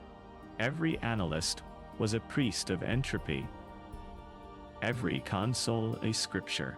We moved deeper, past the terminals I already knew, through a corridor guarded not by soldiers, but by silence. No chatter, no movement, no acknowledgement. Only eyes following us from the shadows. V7 led me into a chamber I had never seen before. A circular room lined with hollow panels, displaying hundreds of worlds in shifting loops of data. They flickered like beating hearts. Yes, V7 said softly. Wait, the cartography of instability. Nah. I felt a shiver crawl along my spine. Mustn't say me. Every world the Empire touches, they continued, always mapped here. Not geographically, psychologically, culturally. I'm Shati and Tanala, and our norm trans, structurally, we track every fault line, every doubt, every seed of collapse. My throat tightened. Your task today, V7, said On, Ois to locate Ariavana's earliest fracture. A panel lit up in front of me. Ariavana's sigil rotated slowly in the air, surrounded by graphs of output efficiency, civic engagement, resource margins. V7 stood behind me, silent, watching. I began analyzing, pretending to search. In reality, I already knew where to strike. I had learned Ariavana's soul last night. I had studied its keystone, the workforce contract. Pride. Maumi. Mesibu. Mel. Productivity. Mutual reliance. The Empire wanted to break that, but I needed to break it different light, quietly, asymmetrically, in a way that appeared methodical but poisoned the logic underneath. I zoomed into the labor distribution model. The system automatically highlighted 3 potential weak points. District 6, highest output. District 2, fastest growth. District 9, lowest redundancy. V7 pointed at the projections. They asked. Which do you select? I spoke slowly, carefully crafting the trap. Ahoy, choose District 6, I said. V7 Oz, expression sharpened. Why? Because I said, forcing calm into my voice, I the most stable. Ah. V7 tilted their head. I'll explain. Inter. If District 6 falters, noon. I said I said, IoT entire planet questions itself. If the strongest region fails, then the weakness is fundamental. Cultural. U. Internal. V7 ahs, breath caught in quiet approval. Yes, they murmured. You see deeper. Behind that praise was the knife I would sink into their masterpiece. I added, a horror-targeting District 6 creates doubt in the concept of merit. If the most efficient fail, efficiency itself becomes meaningless. V7 closed their eyes in something like bliss. You understand collapse better than any analyst I have trained. My pulse thudded with panic. The hidden channel flickered weakly at the edge of my vision. Good. Me? Subtle. D. Now listen carefully. Here is where you sabotage. Another line. Choose a destabilizer that corrupts the data model. Something small, measurable, but incompatible with collapse physics. A pause. No. If V7 builds a system on a flawed assumption, the entire foundation will fracture around it. My fingers hovered over the console. I had to choose something that looked elegant to V7, something they would admire in, but that contained a mathematical infection. I selected a variable from Aryavanaut's climate data. Solar Variance Index. 0.03% unverified. It was nothing. A statistical noise artifact. But if integrated into collapse models, it would warp every projection downstream. Make failures unpredictable. Introduce asymmetry. Word. V7 leaned over my shoulder. What is that? They asked softly. Ya microvariants out, I said. Barely detectable. But if integrated into the productivity algorithms, it will create subtle inconsistencies. V7 smiled. Inconsistencies breed insecurity. Almost. I nodded. Boo. Here is the refinement. I said, injecting certainty into my voice. If the variance is environmental, not economic, area Venwana, assign blame to local mismanagement. Intertwined. Say will blame ya. Fate at V7, murmured. Your themselves. No. I continued. Solar inconsistency appears natural. It will not trigger imperial suspicion. Well. V7's eyes glowed. Beautiful, they whispered. Awe will incorporate it. Me? Me. My heartbeat thudded in my chest. I had done it. A seed of sabotage nestled quietly inside the collapse algorithm. If V7 built their entire model around it, the final result would slip from their control. The hidden channel whispered faintly. Perfect. You just derailed phase 1. They will not see it until it's too late. Why? V7 placed a hand on my shoulder. You have a gift, they said. Your true gift. No. I felt sick. I come B7, said Char. There is something you must see next. What is it? V7 turned toward a darkened corridor, deeper than any I had walked before. Ota Foundationa, Harseer, they said. My pulse spiked. Place where the Empire's future is shaped. The hidden channel flickered violently, forcing itself through the static. Dona, go. Itaz, a containment wing. Malaris survivors were held there. Itaz, where V7 was born. R. Then, if you enter, they will never let you leave the same. V7 waited patiently in the doorway, their silhouette framed against the dark hall. I come, they repeated softly. There is something I want to show you. Nah. The lights behind them flickered dim, cold, pulsing like a heartbeat. I stepped forward. I hear she. And the corridor swallowed us both.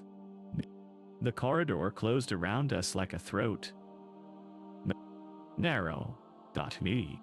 Cold. Why? Constructed of matte black alloy that did not reflect the light saw. Absorbed them, swallowed them, drank them until each step felt like descending deeper into a place the galaxy had forgotten. V7 walked ahead with slow, measured certainty. Not guiding. Not leading. More like returning. War. I followed. Because I had no choice. Because escape was impossible inside the Foundation's spine. Because every instinct screamed that I was walking into the center of something ancient and meticulous, a machine built of hunger, silence, and patterns carved into human bone. The air grew colder with every step, thicker. Down, I see. Charged, like static before a storm. The hidden channel did not flicker once. Whatever shielding surrounded this corridor was absolute. I was alone with V7. And with whatever birthed them. The chamber. The corridor ended abruptly in a circular door, a massive iris of interlocking blades, sealed shut like a pupil refusing to dilate. It was carved with no symbols, no identification, no imperial crest. Blank. Diamond. Empty. D. Opaque. Diamond. No way. V7. Placed their palm on a small sensor plate. The door inhaled. Metal peeled open in smooth spirals, exposing darkness so deep it seemed to fall inward. An artificial abyss. I'll enter. A7, said I. Their voice was calm. Dishured kind. Quiet. Why? Almost gentle. I stepped through. The chamber beyond was enormous. Silent. Time-ear. And wrong. Not by design. By memory. Das so? The walls curved inward toward a central pit, lit by a faint red glow. The air tasted metallic, thick with a lingering charge that coated the back of my throat. A circular walkway wrapped around the pit, with a single console at its center unknowing, no protection, as if falling into the red darkness were an accepted risk. V7 stepped in behind me, the door sealing shut with a soft metallic sigh. They said, gesturing toward the pit. Always, where Malaris ended. Wait. My breath caught. And where I began. Dy to shutty. I stared down into the pit. The red glow was not machinery. Not exactly. It pulsed. Slow. Alive. Thus. What is that? I whispered. V7 awe. Expression softened into something almost reverent. Our residual field energy. Off, they said. A remnant of the gravitic array that sealed Melary. It was transported, preserved, because the Foundation recognized its significance. No. I frowned. Are you Keptal the weapon? V7 shook their head. I know the weapon. The effect. They stepped closer to the pit. When? The gravitic pulse hit Melaris. Most died instantly. Some died slowly, but a handful Their voice lowered, almost tender changed. Yadika. My stomach twisted. I changed how? They did not fracture. V7 said. Are they flattened? No, they did not break. They adapted. Their eyes met mine. I was one of them. Silence thickened in the chamber. You realize so? V7 murmured. That collapse is not destruction. It is refinement. Amy. I shook my head slowly. You think the collapse made you superior?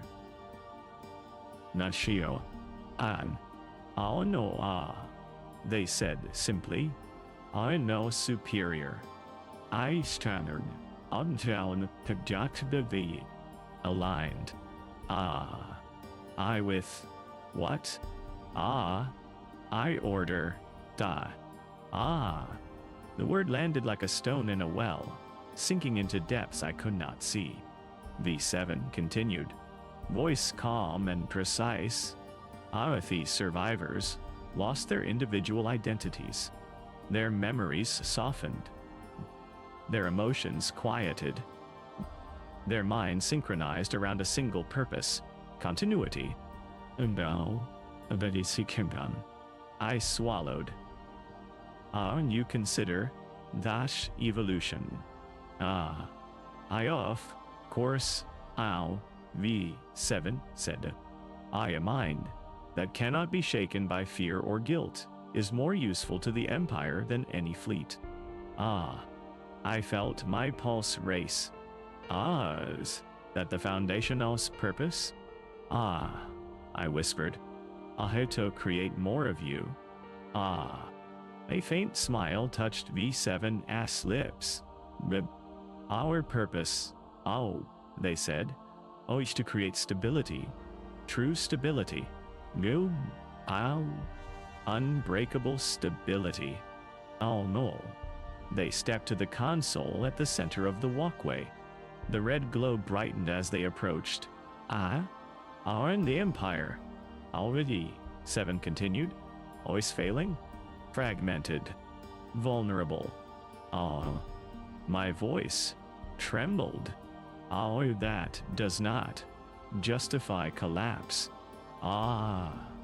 Everything justifies collapse. They said. If collapse leads to order. I forced myself to breathe, to steady my voice. Ahozo Aryaven is your next test? No. CV7 said. Aryaven is your test. My heart stopped. V7 looked directly at me, eyes steady and bright. You will design its fall. I wanna, I said. I know fully. Now, I'm not shrunken. You already are, they replied. I felt panic claw at my ribs.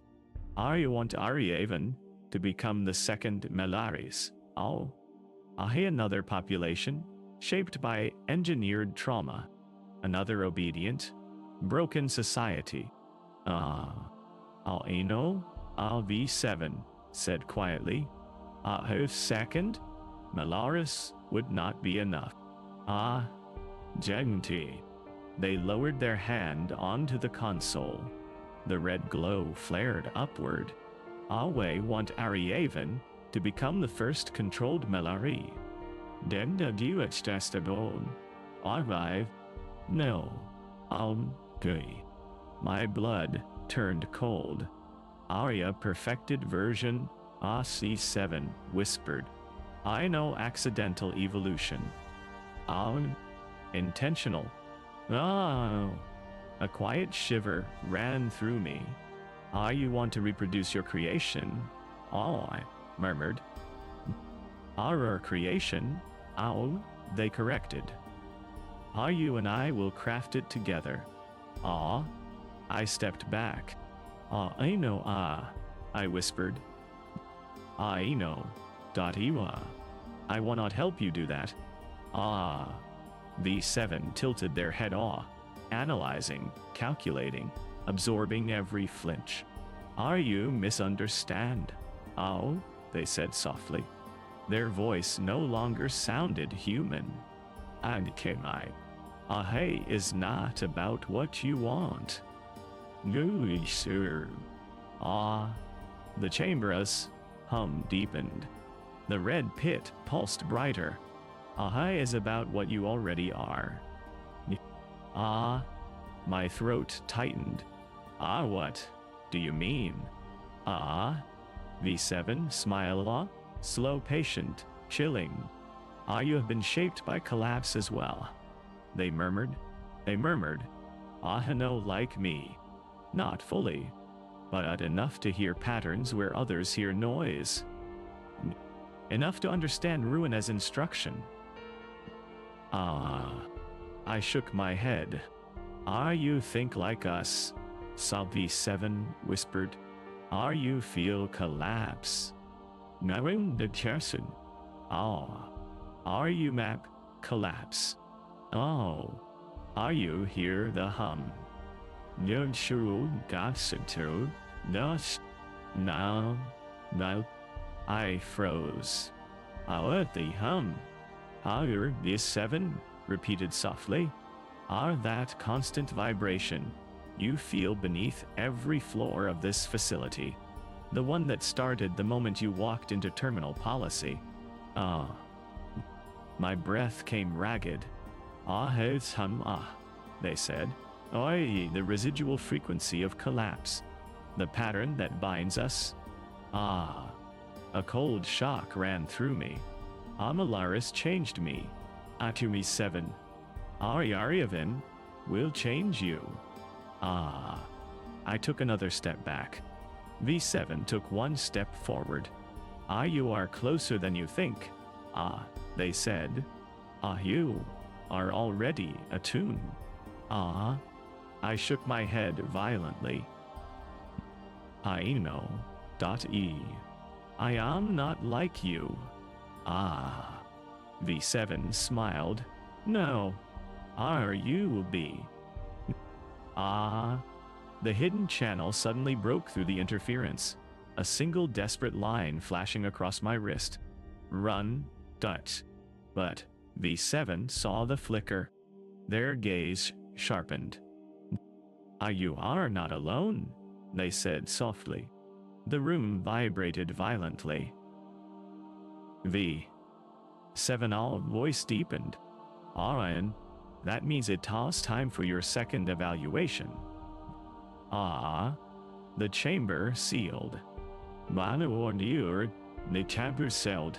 The lights dimmed. The pit roared. And I realized, Phase 2 was not for Ariavan. Phase 2 was for me. The chamber's temperature dropped so sharply my breath fogged in front of me. Not a natural cold, This one had edges, direction, intention. The piton's red glow shifted from a dull pulse to a rhythmic strobe, each flare tugging at something inside my skull, like invisible fingers probing the edges of memory. V7 stood at the walkway's center, illuminated from below by that unnatural light. They looked almost weightless, almost suspended, almost reverent. Evaluation 2. They whispered, as though announcing a rite.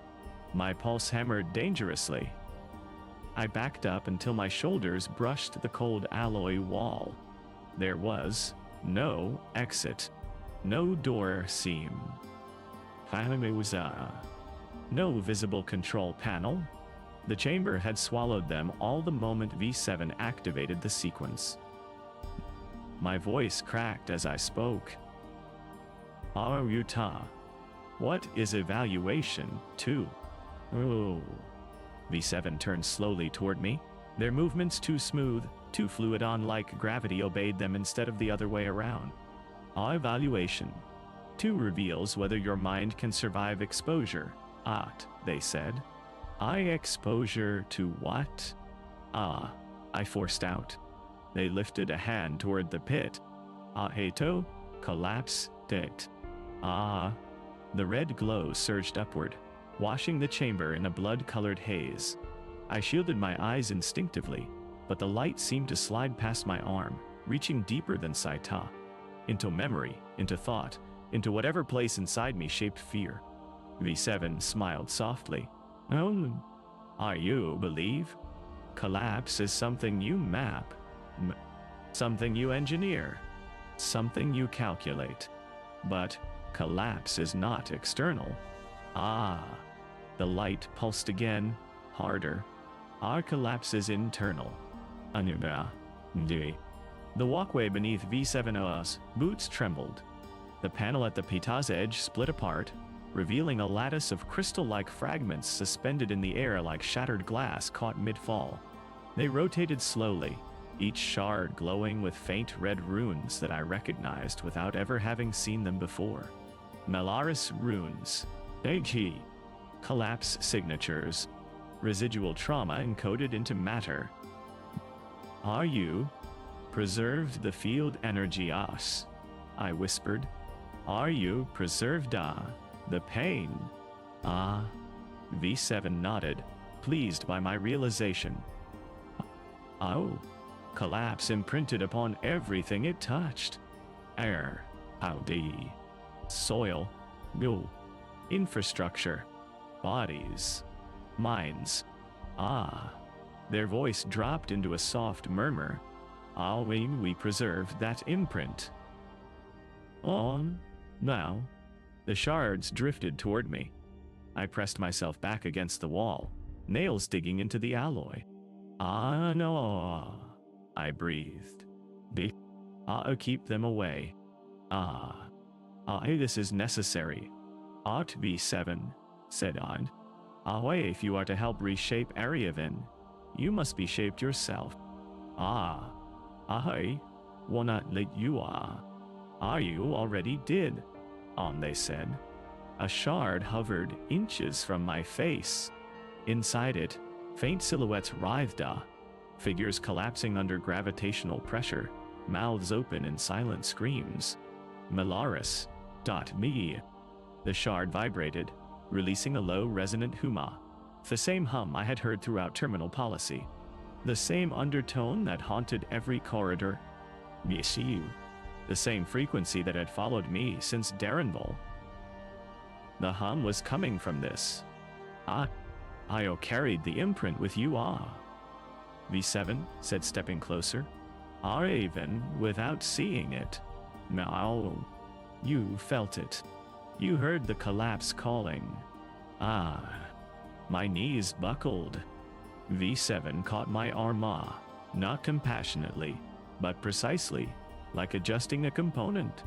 Our collapse is not destruction. See, they whispered. Awe is alignment.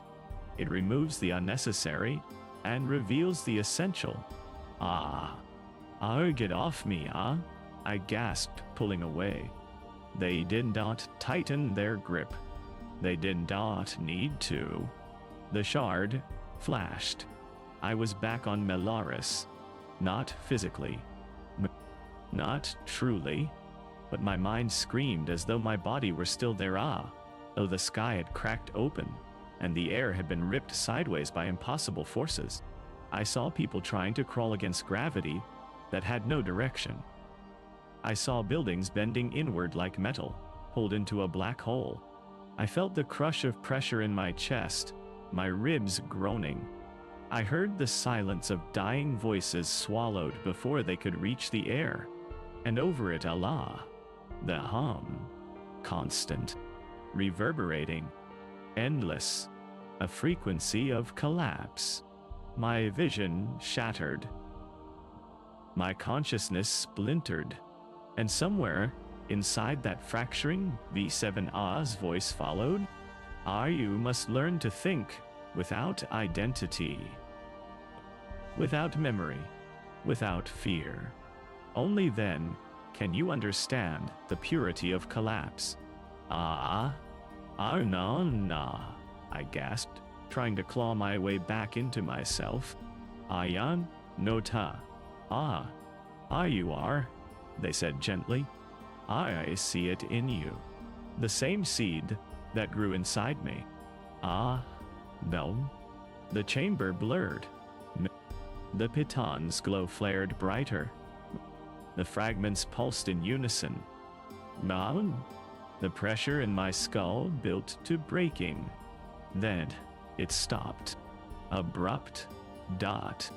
Total. As if a switch had been thrown. I collapsed to my knees, gasping, my vision swimming.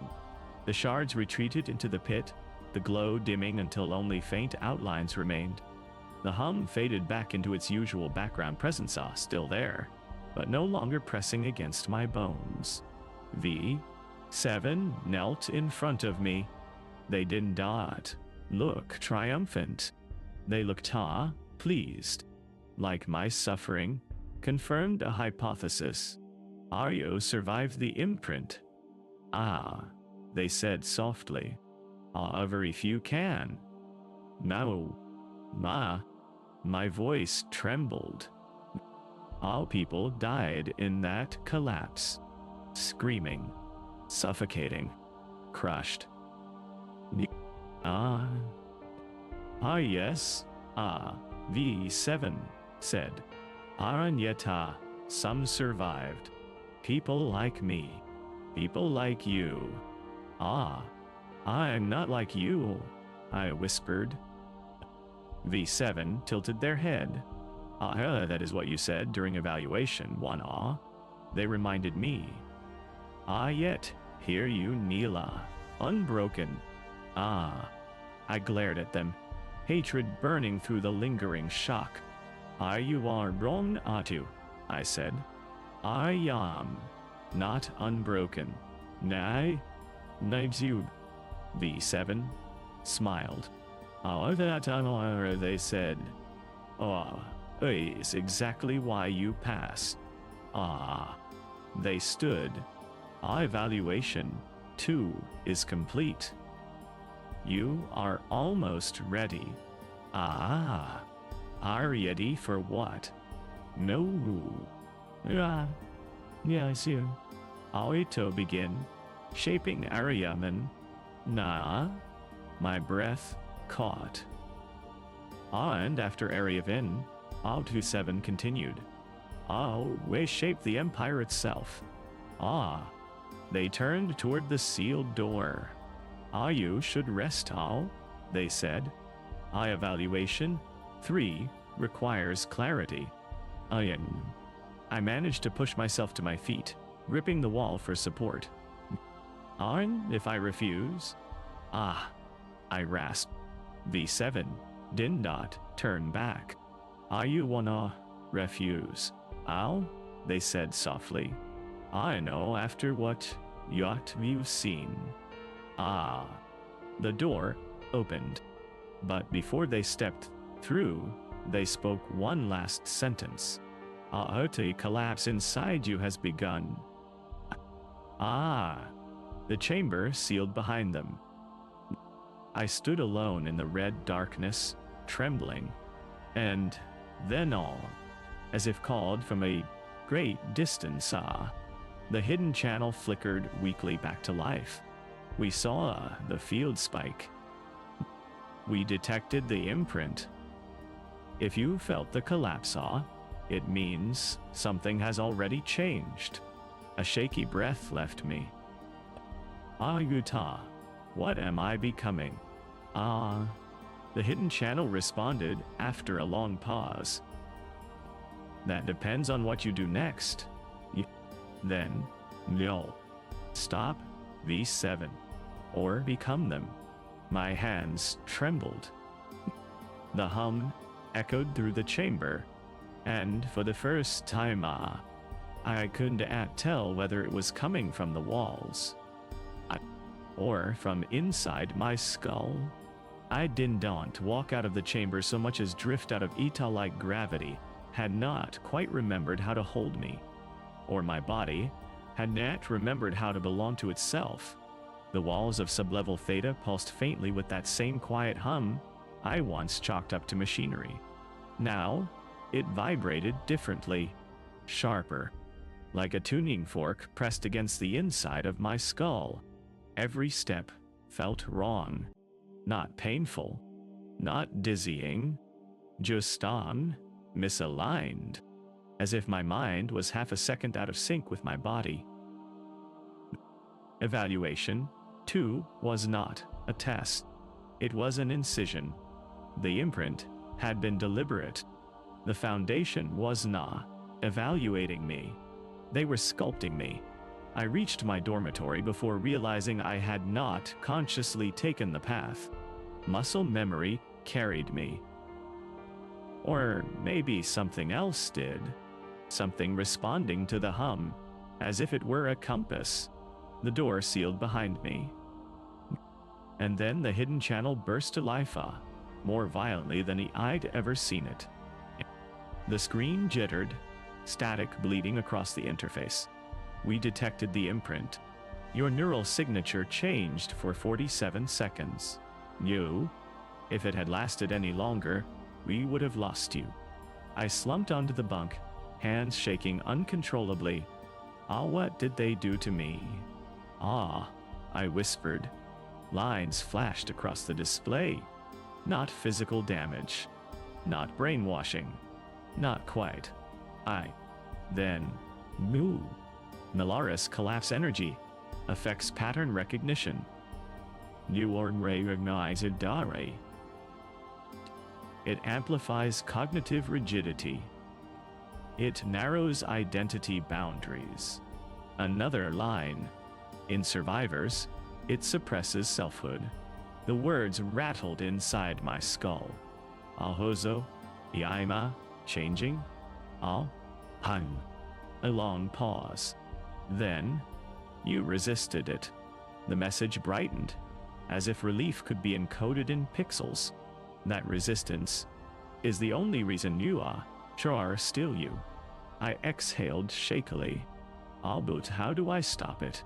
How do I undo it? The channel flickered. Tommy, you cannot undo it, but you can redirect it. I frowned, confused. Or direct it? How? A single word appeared, stark and cold. Purpose. I stared at the message.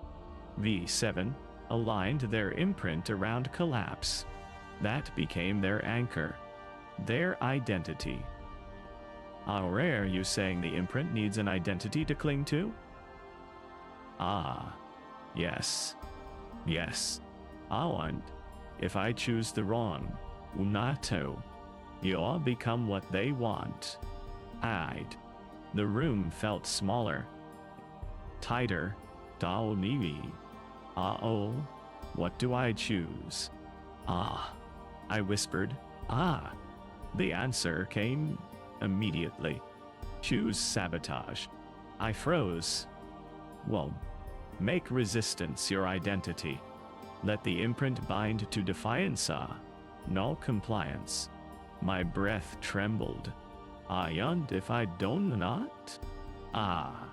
Another line. Then you will finish Ariavan for them. And you will help collapse the Empire. Willingly, I pressed my palms against my eyes. The hum in the walls pulsed. The same frequency that echoed in my bones after the evaluation. The same sound V7 claimed, bound collapse survivors. If I let it sit in me without a direction, without a purpose, without an identia, it would take me. It would hollow me. I lowered my hands. Then we sabotage. Phase 1. I said softly. Awfully. Not just a single variable. The hidden channel responded instantly. Now you understand. I sat up straighter. My voice steadied. I was the next step. Oh. The channel blinked as new data streamed, in on maps, models, algorithms. Ariavana's entire socio-structural profile unfurled across the screen, like an anatomy lesson of a living creature. The Foundation will expect you to begin the destabilization cascade today. Your solar variance insertion bought us time, but not much. I nodded. What do we target? Namaste. A pause. 1. We target the concept of collapse itself. Explain, done? A new diagram opened there. Something unlike anything V7 had shown me. Collapse models assume linear deterioration after initial destabilization. We introduce a counterforce. My heartbeat quickened. A counterforce? Like resistance? Not political resistance. Conceptual resistance. I frowned. Conceptual? Oh. Yes. You subtly adjust Ariavana's identity structure to resist collapse instinctively. A line of text appeared. If the world believes collapse comes from external pressure, they unite. If they believe collapse comes from internal failure, they fracture. Inhabit V7 expects them to fracture. Exactly.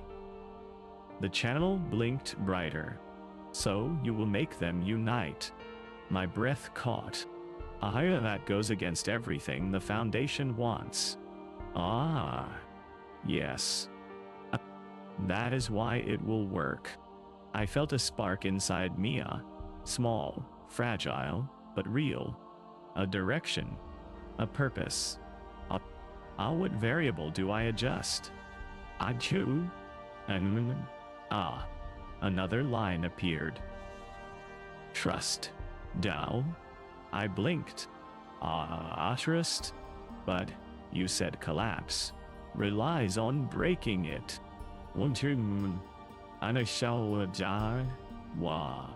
Yes. Which is why you must strengthen it. I stared at the screen. Small changes. Unnoticeable shifts. Statistical anomalies that increase cohesion instead of decreasing it.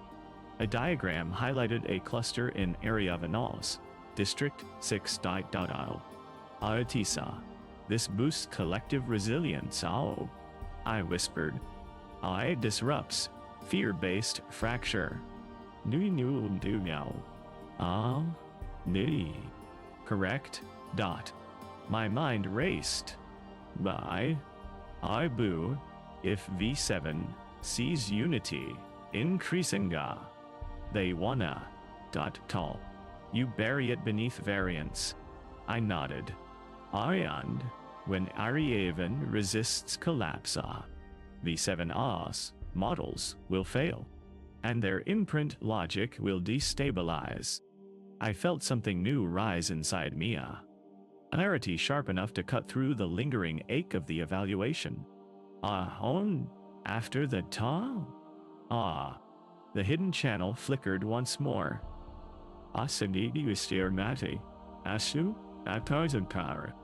Then we go after evaluation 3. And V7 done. A final line appeared. You survive by breaking the one who was born to break you. The hum vibrated through the room. This time, I didn't flinch. I listened. Not as a victim. Not as a future architect of collapse. I listened to learn where to strike. I whispered. Alatas begin. Ibcha. And for the first time since Milaris, the hum inside me felt like something I could shape, not something that would shape me. I returned to the cartography of instability with a steadiness that was not shot confidence, but something Coleridge, a clarity sharpened by fear and purpose fused together. For the first time since entering terminal policy, the hum did not swallow me whole. It pulsed around me, through me, and I felt it bend slightly, like a current meeting an opposing tide. I was not free, but I was not drifting. Not anymore. I had direction. Aryavanaz. Hollow model shimmered before me, its data spiraling in concentric layers like a nervous system exposed. V7 stood across the chamber, silent and watchful, observing, waiting, hungering. V. I'll begin. They said. A single word, soft enough to sound harmless. I activated the terminal. The sabotage had to begin. Nawa? Subtle, invisible, woven into the collapse fabric like a genetic mutation. One wrong movement, one misplaced hesitation, and V7 would see me as clearly as the shards in the chamber had seen Melaris. I focused on District, Sixia, Area Vinas, Pride, its anchor, its self-image. I opened the cultural identity overlay, and with slow, deliberate motions, I nudged the variables. Collective pride, the store, percent, all worker, interreliance, 0.2%, mutual accountability, 0.1%, barely perceptible, noise level shifts, statistically irrelevant in any single instance. But together, they formed a seed. Aryavan wouldn't fracture. It would pull tighter, like cloth, strengthening under pressure instead of tearing. V7 stepped behind me. I did not breathe. Their voice brushed my ear. What is this adjustment? My pulse jolted but I kept my face still, gaze steady. Your refinement, I said. If collapse is too abrupt, Aryavan will sense external manipulation. You taught me that collapse must feel organica, self-generated.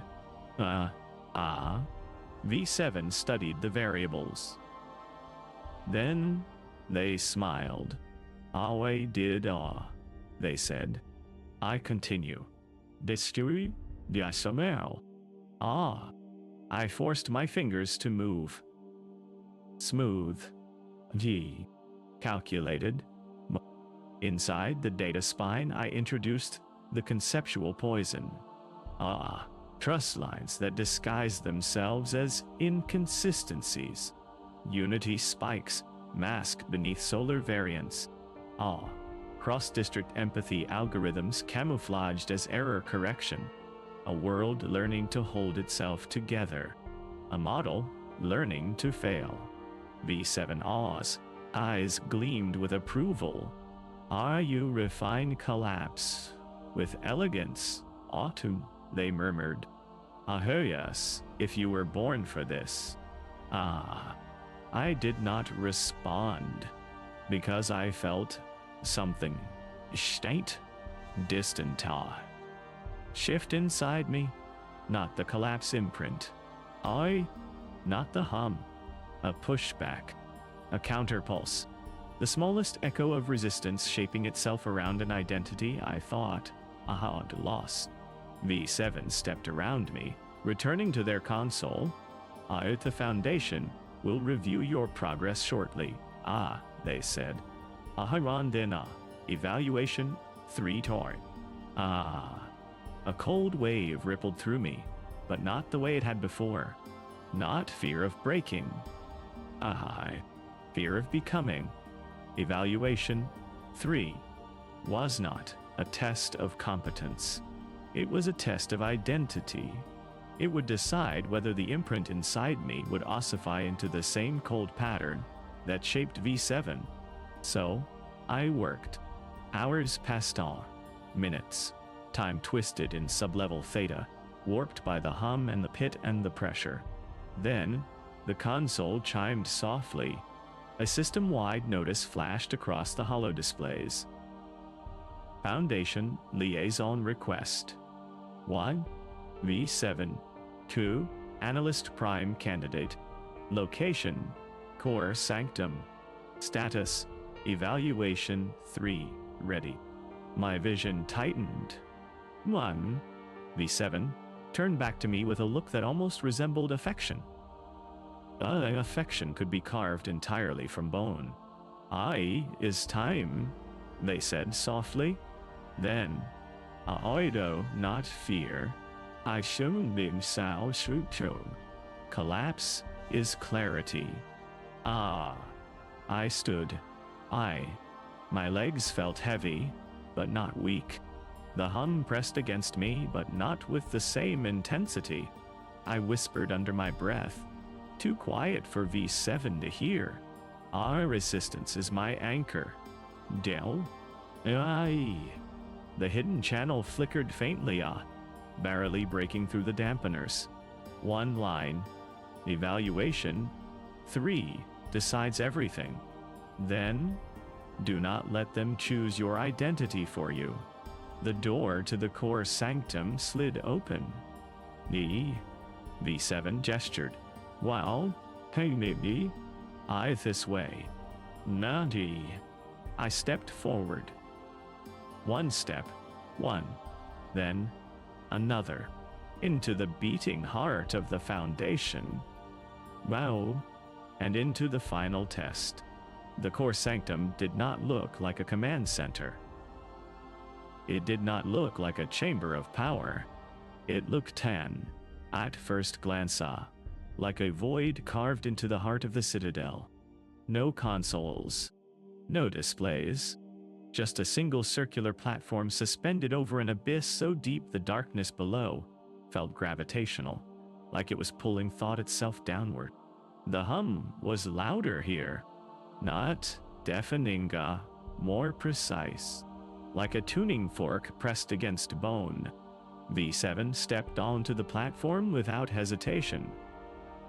I followed, though my legs felt hollow.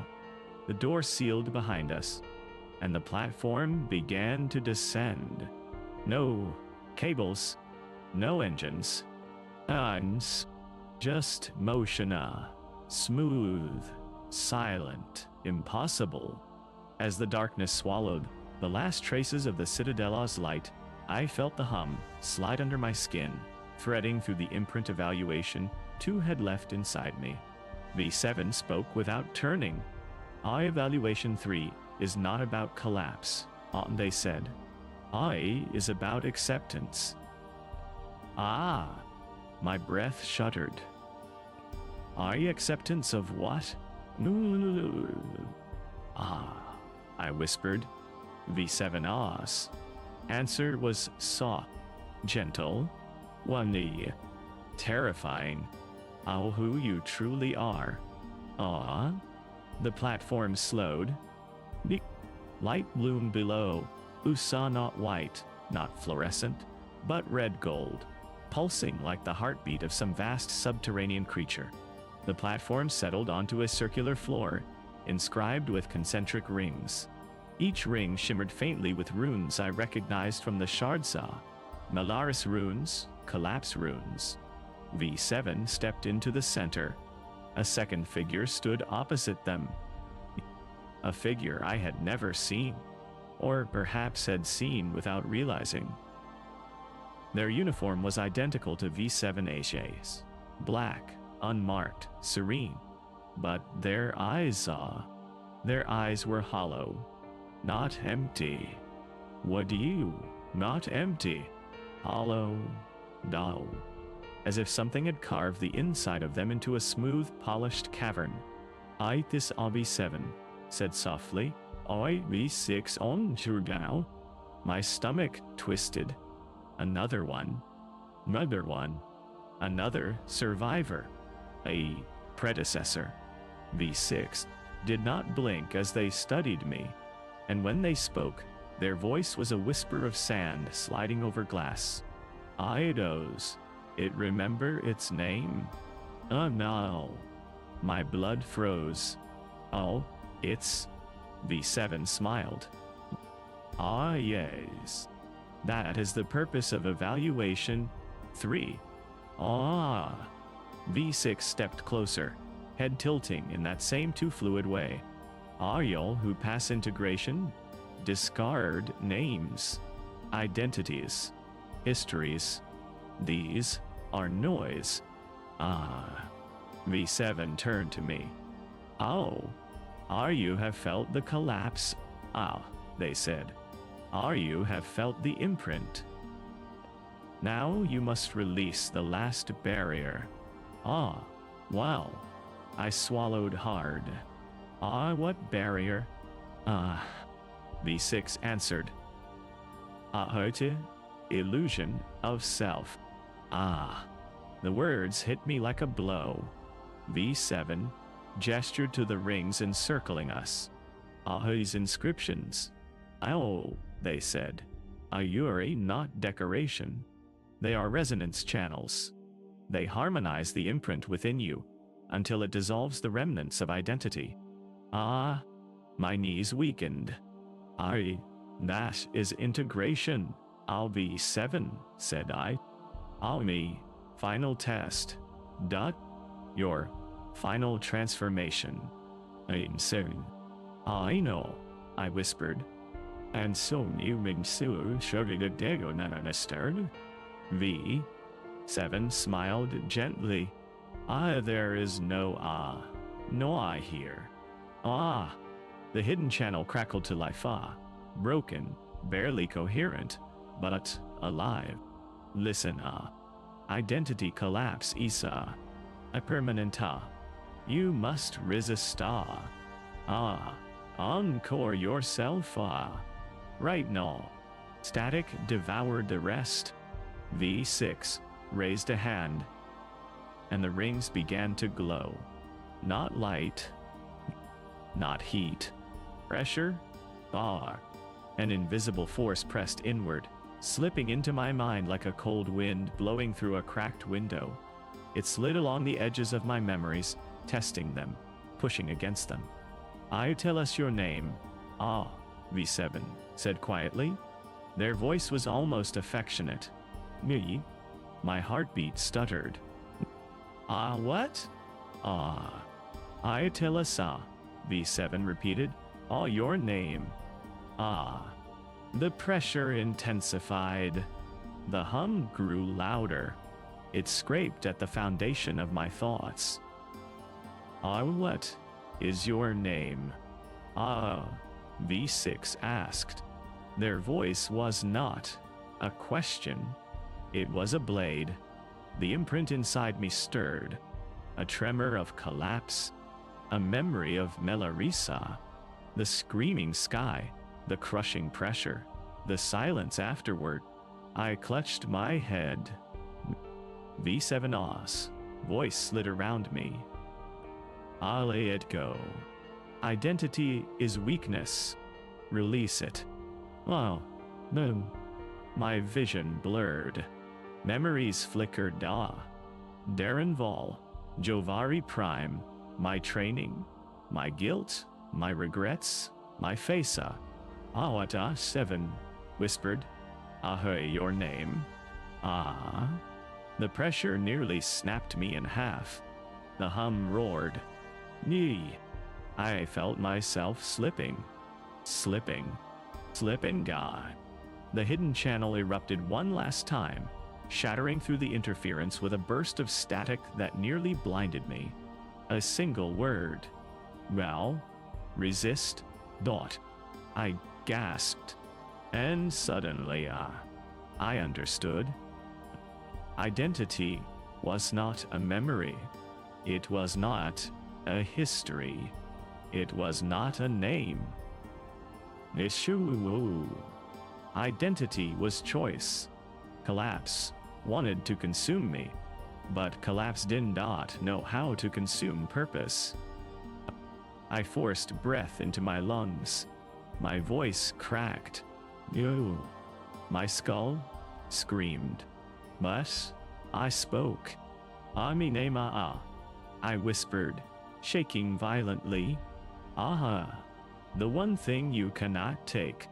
Ah. V7 went still. V6 tilted their head like a machine encountering a paradox. Ah, was it, is it? Ah. V7 asked again, sharper now. The imprint surged inside Mia, but I pushed against it. Ahomi Nema, I said, louder this time, anchoring myself to the word us, the refusal to become you. Nah. The runes flickered. The hum faltered. V6 took a step back. V7 Oz, eyes widened in anger stew. In fascination. Are you resist integration? Ah, they whispered. Ah, Evan, after exposure. Dumb. I staggered forward, trembling, but upright. Ardata. I gasped. I? My identity. Not me. Silence. Then on. V7 exhaled slowly. You are the first. Ah, they said softly. I to survive all 3 evaluations without breaking. V6 On's hollow eyes narrowed. This was not expected. Auntie. V7 smiled faintly. IA is perfect. Ah. And then V7 spoke the sentence that froze the blood in my veins. You will replace me. Replace them. The words pulsed through the sanctum like a second heartbeat. V7 looked at me with something I had never seen before in their expression, something bordering on awe. V6 stared with empty calculation, as if measuring the parameters of an equation that had produced an impossible answer. You will succeed me? V7 said quietly. Your resistance proves what we suspected. The next architect cannot be purely collapse-born. Their gaze deepened, reverent and wrong. Next architect must be a bridge. My throat tightened. Mimir. Ahayam, not your successor, I said, breath shaking. Ahayam, not like you. V7 stepped closer, the rings beneath us dimming as though the sanctum itself leaned in to hear. You are exactly like me, they murmured. Abu, incomplete. Antu, unshaped. Well-robed. V6 interrupted, voice cutting through the air like a blade of ice. This is dangerous. The imprint is unstable inside them. We should excise it, or kill them. V7 did not break eye contact with me. Mari. No. They said softly. Gan. They are the culmination. Collapse and resistance in one form. Anduangdori. Astagsaudiro day. Sheitu. The perfect architect for the Empire's next era. I swallowed, my pulse pounding in my throat. You think I'll help you collapse the Empire? I whispered. V7 Oz. Smile was serene. Ahidona. Think ow, they said. No. Neshiaine asked her. The imprint inside me stirred faint, restless, sensing its origin in V7H presence. The hum vibrated through my bones with new intensity, as if the walls recognized me, as if the sanctum itself expected me to kneel. I gripped the edges of my thoughts, anchored them, held them close. I wanna be what you want, I said. V7 tilted their head. You already are. I know, I whispered. Ahayan not. Don't stairs. I am prove it. Oh, V6 hissed. Akil, one of us. Nah. My breath froze. This is the final test. I'll be 6, said Amy. Identity or integration. Choice or collapse. Ah, V7 Os. Voice softened again, dangerously gentle. I choose. They said. I, the Nishimadam, Adashing the Rao, Emiraderan. Their eyes flicked to V6. Or kill the remnant of resistance. They nodded toward me. Yourself. Nani. The pit below pulsed brighter, its red light lapping at the rings like waves of molten memory. I closed my eyes. The hum. The imprint. Died. The pressure. I felt collapse clawing at me. I felt resistance pushing back. And somewhere, in between I felt a third thing. A realization. The foundation was designed by V7. It was not shaped by collapse. It was shaped by fear. Fear that the empire was rotting. Fear that the Emperor's mysticism would fail. Fear that rebellion could not be contained. Fear that identity itself was the enemy. V7 was not a prophet. Tight. They were a wound that believed bleeding was a design. I opened my eyes. V7 watched me with calm expectancy. V6 watched with cold hunger.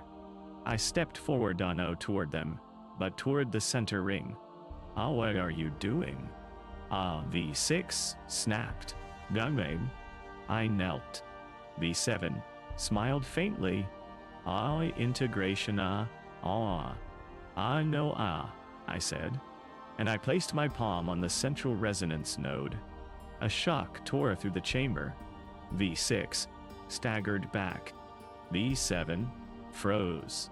The rings blazed, but not with collapse, with noise. Sabotage, asymmetry, Almadination, Menmor, Diovantemi, Achtai Resturi. Every micro-adjustment buried in area of Anas, Modula. Every unity spike hidden under solar variance. Every conceptual corruption I had woven into the collapse fabrica. They were not just parameters. They were weapons. And I had just fed them into the Sanctumas resonance field. The chamber screamed. I don't know. The show starred, and Jemitastum screamed. The hum convulsed. The collapse imprint inside me shuddered and split. No.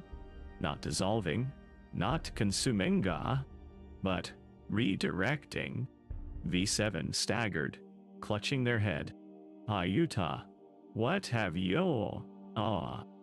You taught me collapse, I said. Arbu, you never taught me chaos. The floor trembled violently. V6 lunged toward me. But the resonance shockwave hit them first. They were thrown back into the wall with a sickening crack, runes flaring around their body like inverted lightning. Their form twitched, then went still, eyes open, hollow, fading. V7 fell to their knees. They gasped, voice cracking for the first time. You broke the pattern. Yes, I said. Only doing chire. Doing standard. I did. You used collapse against collapse. V7 whispered, trembling. I know. Inside signal. Identity. Inside silence. I murmured. Their eyes widened. Fear, confusion, all bleeding together. I'm 7 whispered. Are you now? The hidden channel flickered back to life on my wrist. No. A single line appeared. Whoa. Ainalon. You get to decide that for yourself. No. I reached toward the resonance node. Not with collapse. Not with fear. With choice. Then I spoke words that sealed the foundation as fate. Already am the end of your pattern? The node flared down. The sanctum shattered. Epilogue. A quiet exit. When the resonance field collapsed, it did not explode. It did not scream. Adieu. It simply went silent. The sanctum lights died. The hum vanished. The imprint inside my mind receded, leaving behind a hollow achia and something lighter. I stood slowly, surrounded by darkness, debris, silence. Now, V7 lay motionless at the platform's edge, not dead, breathing, alive. A humidity, new bendao, tour, alive end, but stripped of the imprint's control. Their eyes, once hollow with serenity, flickered now with something uncalibrated. Uncertain. Non-human. They whispered weakly. Ahoam? Am I? Nah. I knelt beside them. Aho that I said. Your collapse to survive. Their breath trembled. The chamber door hissed open behind me. A failsafe override breaking through. The hidden channel blinked, bright and steady. Go, be you. You have broken the foundation, score, daiski. Terminal policy will collapse with it. You are free, if you choose to be. I stood. V7 watched me with fragile, unfamiliar eyes. You are leaving me. They asked. I hesitated. Then, yes. Because I was not their successor. I was not their architect. I was not a bridge. I walked toward the open door, leaving the heart of collapse behind. Yo. And for the first time in years, the silence inside my mind was truly my own.